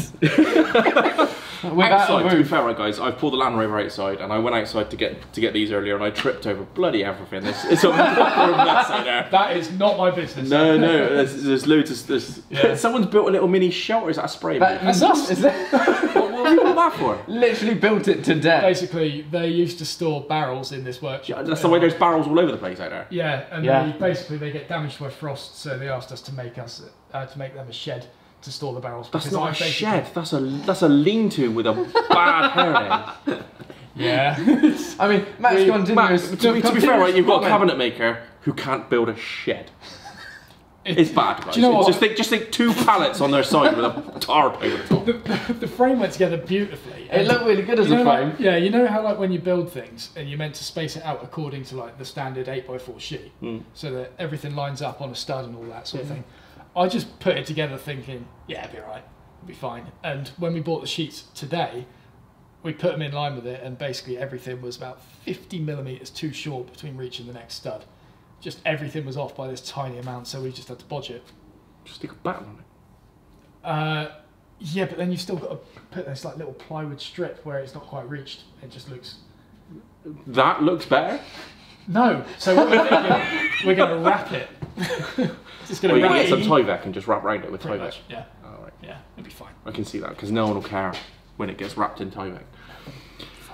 I don't know what I'm looking at. I don't know what I'm looking at anyway. But No one knows what you're talking about because the video hasn't been released yet. Exactly. Of this continuous time lapse. It's going to be so embarrassing when that goes out. Especially my B-roll of it. Oh yeah, and I dropped those screws today. Oh god. By the way, I've said this before, right, to you, Matt, but I'm going to say it so that everyone else can put pressure on you, right? Oh, no. So, it's all well and good with the Belvita and sticking it on your shop and saying, buy us Belvita. You've got more Belvita than any man on the planet should ever have. Are you sure right? about that? But, so, what I want to do is things like this. Look, I brought something for you that will contribute to a project, okay? So, put some screws, put some hinges, put consumables on your shop. Let people be able to get you some. Yes, you'll be swamped by screws. Yes, you'll have 400 million hinges to deal with. But someone will send you some really unique hinges that you can use in a project and go, yeah, I've built this, it looks amazing. And then one of the subscribers will go, I did that. Yeah. Can you have a Rob's tool list? Rob's tool list. And just get loads of tools from me. Just Rob's so I can tool. Oh, well, it'll just be the most basic ones, won't it? Yeah. Or it just basically links to the Bosch store. Scotty, you think Amazon Basics tool stuff. Bouncing off what Tim said again, I did open a PO box. Remember that thing? Oh, 3 months ago, and I've like literally said one thing about it, and I've just paid out my arse for this PO box. I don't know. You are really crap at getting things out there, aren't you? Do you know what? I'm going to be there in an hour. Seriously, we were saying this earlier. I've got no idea how I got to this point of having 123,000 subscribers. I am the most unorganised. So that's your video editing and the quality of your videos, mate. So they are top notch. I can't stress that enough. And Rob, when you've picked up Matt's style and come in, that's really made a difference. And the way you bounce off each other, it's really noticeable. It's made a hell of a change to how the channel works. But the social media side of it, you just need to pick up on. It's awful. And you need a social media manager. You need to get Rosie. Rosie's really good on social media. She is. And yeah, there has been talk of doing that before. Just can't afford to pay her. Just pay her in Belvita. Oh yeah. And get the viewers to buy the Belvita. I was going to say, it's a self-fulfilling perpetual motion. But no, you are right. Social media, I am just awful at. I was looking at Instagram the other day. I rarely post anything on there. I think I put a mallet picture up the other day. YouTube's just where everything is, but I don't diversify enough. Take a picture. I'd say take a note out of April Wilkerson's book. I know one of the guys mentioned it earlier. April Wilkerson is the king or queen of social media. She has got Twitter. She has got Instagram. She has got a website. She has got obviously a YouTube channel. Anything she posts hits all of them at the same time, and she bangs it out every day. She does a little mini story. She's constantly talking about stories. She recently went to her friend Annie of all trades and just did a deck. They went over there and did a deck. Everyone knew about that deck 3 months or like 3 weeks before obviously it came up on the channel because she was Instagramming it. So they got to see how it was done, but they got to be there while it was happening on Instagram. Pull your phone out, Matt. Start doing this. I know, it's bloody useless, isn't it? Although when I went to India with work and I sent some messages back to some colleagues of mine. I did them in a funny, today Tim's lost in India kind of stuff. And walking around holding your phone is the most uncomfortable thing in the world, especially when you're in another country and you've got all these other people looking at you and you've got a brand spanking new phone and you're like, yeah. No, I actually found that the only time I've done that was really uncomfortable was the airport in Canada. That was terrifying. But I had a few drinks beforehand, so it was a bit easier. Life's so much easier after a few of those. Do you know what it was? I was straight out, huge camera on the Gorilla Pod, walking through an airport. I felt like Casey Neistat. Yeah. It was amazing. But yeah, just any other time, terrifying. Me and Rob get nervous talking to the camera when the other one is in the workshop a lot of the time, don't we? Yes. We're very uncomfortable with it still. Especially when filming this music school video thing. Woo, suddenly I became the person in command, really, who knew his stuff. Yeah. Did you go, Matt, you know what you got to do, get down. Do you take control? Matt, you're safe where it is. Bubbles. For bingo, I thought you were going to go for. No, man, because bingo's going to mean do it harder. Push that keyboard harder. 9:30, we're past the watershed. 9:30's where we get explicit. I was going to say, by the way, Matt Shellham said Paul Sellers is doing a video on a shed build. You should watch it. Is he? Yeah. That was segue from naughty to wood. Oh, no. Naughty wood. There you go. We really can't release my shed building video alongside Paul Sellers because he's going to have actually planned it. Don't get me wrong. Mate, you can't call that a shed. It doesn't have a roof. It's not a shed. It's a couple of panels leaning against a wall with a bit of tarp holding it up. It's not leaning against anything, to be fair. No, that is fully standing by itself. If I farted, would it fall over? Depends what you've eaten that day. But no, that is going to be work. Don't get me wrong, I know how to build a shed. I just Doesn't look like it. I just haven't planned Someone's this called one. it the Matt Cave. There you go. It's not a freaking cave. It's Matt's just tent. it's just called a disappointment, to be honest. It's not a shed. Matt's hopes and dreams. Yeah, when it comes taken away with the wind. Oh dear.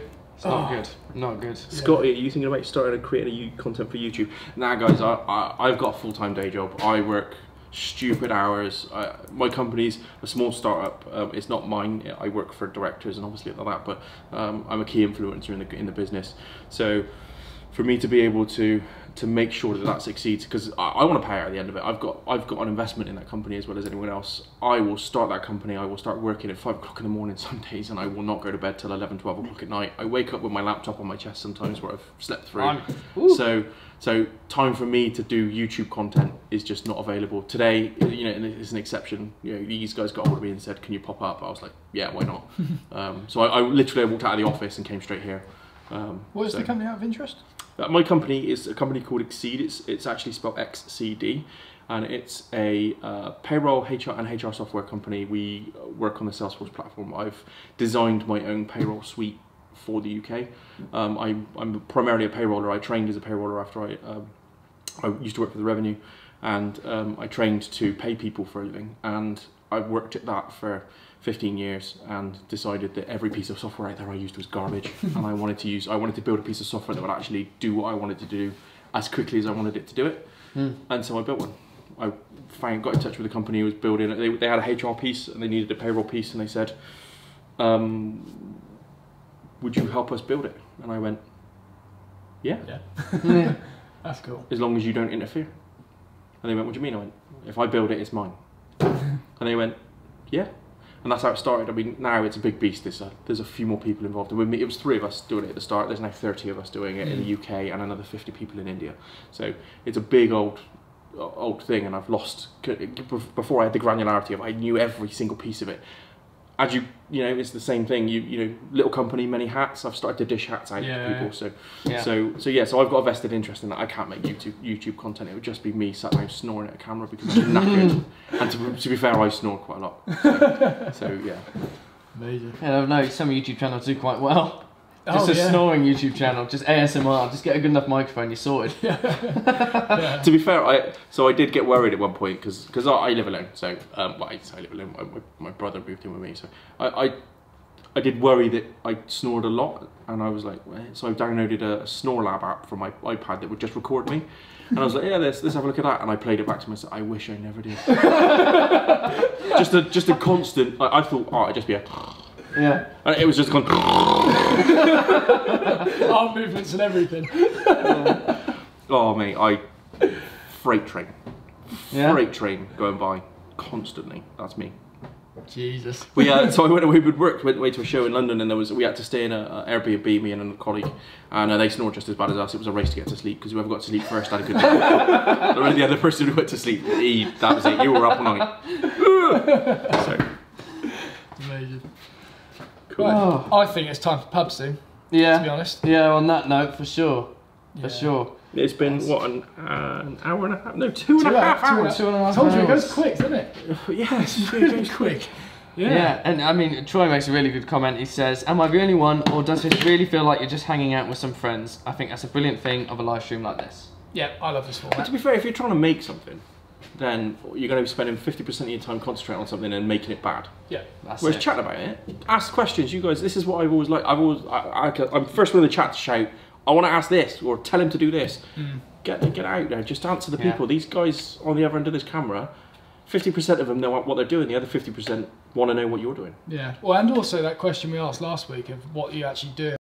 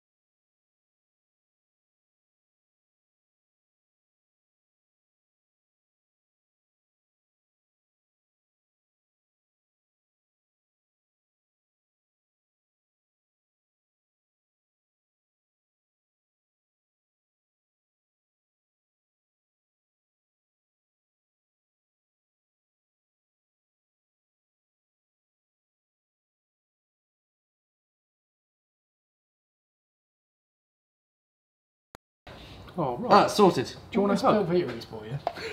Et voila. Cool. One day we'll get this stream solidly working. I'm just waiting for Blackmagic to release a little box. Do you reckon that'll solve it? Yeah, it's a powered unit.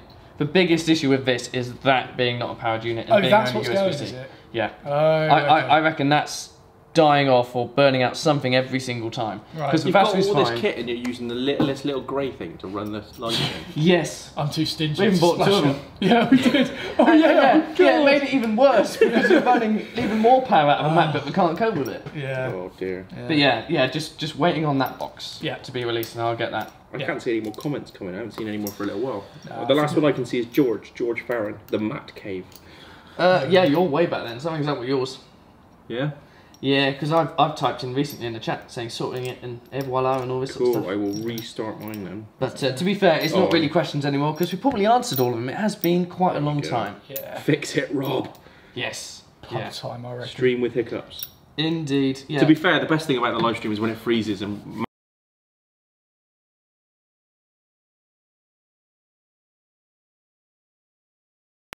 put it on Instagram, and then I took it down afterwards. I thought, yeah, Matt's funny about what goes on Instagram sometimes, and Really? a picture of you holding your tits, looking like you're to rubbing be fair, yourself. you think I about thought what that you was a bit posted much. on Instagram No, from when we were in Cornwall. Yeah, but you went drunk. The first thing in the morning Matt did was review his Instagram and delete everything he did from the night before. The only Oh, reason I I saw it did, is because I saw it live, because I have no life and I was working. Yeah, we saw it instantly. Like your message came through instantly as soon as that was posted. Yeah. Like we're just sitting around the table, I was like, oh bloody hell, Tim's message. Yeah. It's like, oh, he's on it. We're drunk. Oh, we hadn't posted But it that. was funny as fuck. Just do it. Do it. Yeah. Language has gone downhill as well.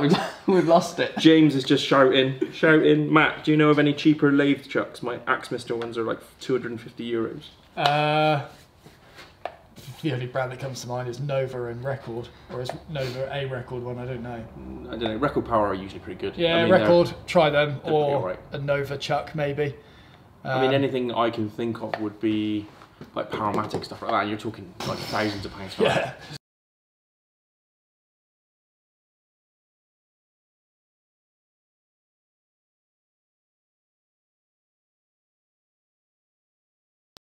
I tell you what, final question, because I think this is a fairly good one. Okay. Simon B955 says, how can we share with you some of the stuff that we make inspired by your vids? Oh, I swear I had an area for that at one point that I was going to make. Instagram, put hashtag Matt's a king on it. Matt's a king. We'll forget that was the hashtag. Yeah, we won't Yeah, what did Tim say? He was scrubbing through the live stream trying to find it. Yeah. No, once I pull my finger out and start doing the monthly updates, that will be the time to do it. Hashtag Matt pull your finger out. I'll remember that. There you go. There's got to be a hashtag for some reason or another. Yeah. To be fair, we need a child-friendly hashtag. Yeah. What was it? No, that was it. At the end of the school Student series student stuff, that's what you're series, thinking. yeah, I was going to share stuff then. Not saying you're going to do this as a suggestion. What if you had a page on the website where you could end up linking to people's stuff inspired by your work? I reckon that'd be really cool to get a community page. It's So how how would you get the stuff in though? So how are these guys going to get you their stuff email. to put on it? Through the contact page on the website. Yeah, you can do that. That's the I'll tell best you way what- that Matt will actually end up seeing stuff, to be fair. Yeah. I'll tell you what, no, a lot of the times that I see things are actually when people tag me directly on Instagram. Although I'm rubbish at posting on Instagram, absolutely rubbish, I go through all my notifications, and when people tag me in something, always look at it and will pretty much always comment as well. Well, clearly There's I a- need to start tagging you when I want stuff from you. Yeah. Because you just ignore everything else. I mean, a shout out to a guy here. There's someone making a reclaimed version of my power tool workbench, and I saw that. I was happy. it's amazing, isn't it? And he's documenting every single step, and he's pretty much screwed up at every single step that I did as well, which is really cool. His Instagram username is #woodworking. He's just got some awesome stuff going on at the moment, and hashtag is actually spelt hashtag. It's not the it's not that logo. It's not an hashtag. It's not an actual hashtag. But yeah, #woodworking. He is doing some awesome stuff. And the only reason I know what he's doing or seen it is because he's been tagging me pretty much in every post. Yeah, really good stuff. Really good stuff. I gave him a shout out on Instagram the other day, but yeah. And he bought a mallet. There you go. So if in doubt, Instagram. Instagram. And anything you really want to, I guess, put across, like you can do the contact page on the website as well. That has some contact page on the possibilities there. website. The one that I don't check is Facebook. Usually, like, I'm not good at checking Facebook because it. Social media, full stop. Well, no, Facebook kind of gets linked in with my like my personal notifications, and it just sort of becomes this big mess, and it's difficult to, like, I don't know. It's not going to happen. Instagram's the best I could have place. just told you the Wi-Fi, couldn't I? Just never. You could have, yeah. Well, that's it. So I just put a comment in saying, I'm on 3G, so my comments are freezing. Rob, fix it. Yeah, Instagram or contact page via my website would be the best one. All right. All right. Lovely. It is 20 to 10. Is that pub still going to be open? I don't know. If not, I can arrange yours for a beer. Is it one next door? Yeah, I don't think I will be. Anyway, guys, thank you very much for hanging out this evening. It's been a long one, and the numbers have pretty much stuck. It has been amazing, so thank you. Very good. Most of all, thank you very much to Tim Scott 2000, who has Indeed. come and joined us this Scotty. evening. It's all good. I'm Scotty. I mean, Tim's got 2. I need a bigger arrow. And particularly for this. Yeah, I want to see you mess this up 3 times at least. it's going to happen. Definitely. It's going to definitely. happen. Yeah. Have you ever seen one of these operate sideways? We'll make that happen. Now, think about the amount of power that's in this, and how it's just going to go no matter what. You've Whose got to get hand it is right gonna get first time. trapped? Or how much of a cabinet is going to be just broken and cracked. I would as you do it. say hold the sides together with some framing wood first. Don't put the tops on. Test it with a. Ah, good idea. So you don't have a top to break off when it Oh, goes I up. see. Once the Yeah. VOD goes all the Yeah. way through. Yeah. But you need a bottom, obviously. You just don't put a top on. Nice. Still bloody doing it, man. Still fixing this for you. I know, it's terrible. Lovely. Thank you guys for watching. Cheers, We will guys. see you at 7 or 8 PM next week. We'll see. We'll see. We will see. We will put it out on Instagram beforehand. What time Rob, we will mate, be streaming. Don't make promises you can't keep. I can do this. I'll just Yeah, give you Rob my can. login. I think I've got your login. I should be on it, to be fair. I should just be posting. Right. Distracted. See you next week. Au revoir. Cheers, guys. Lovely.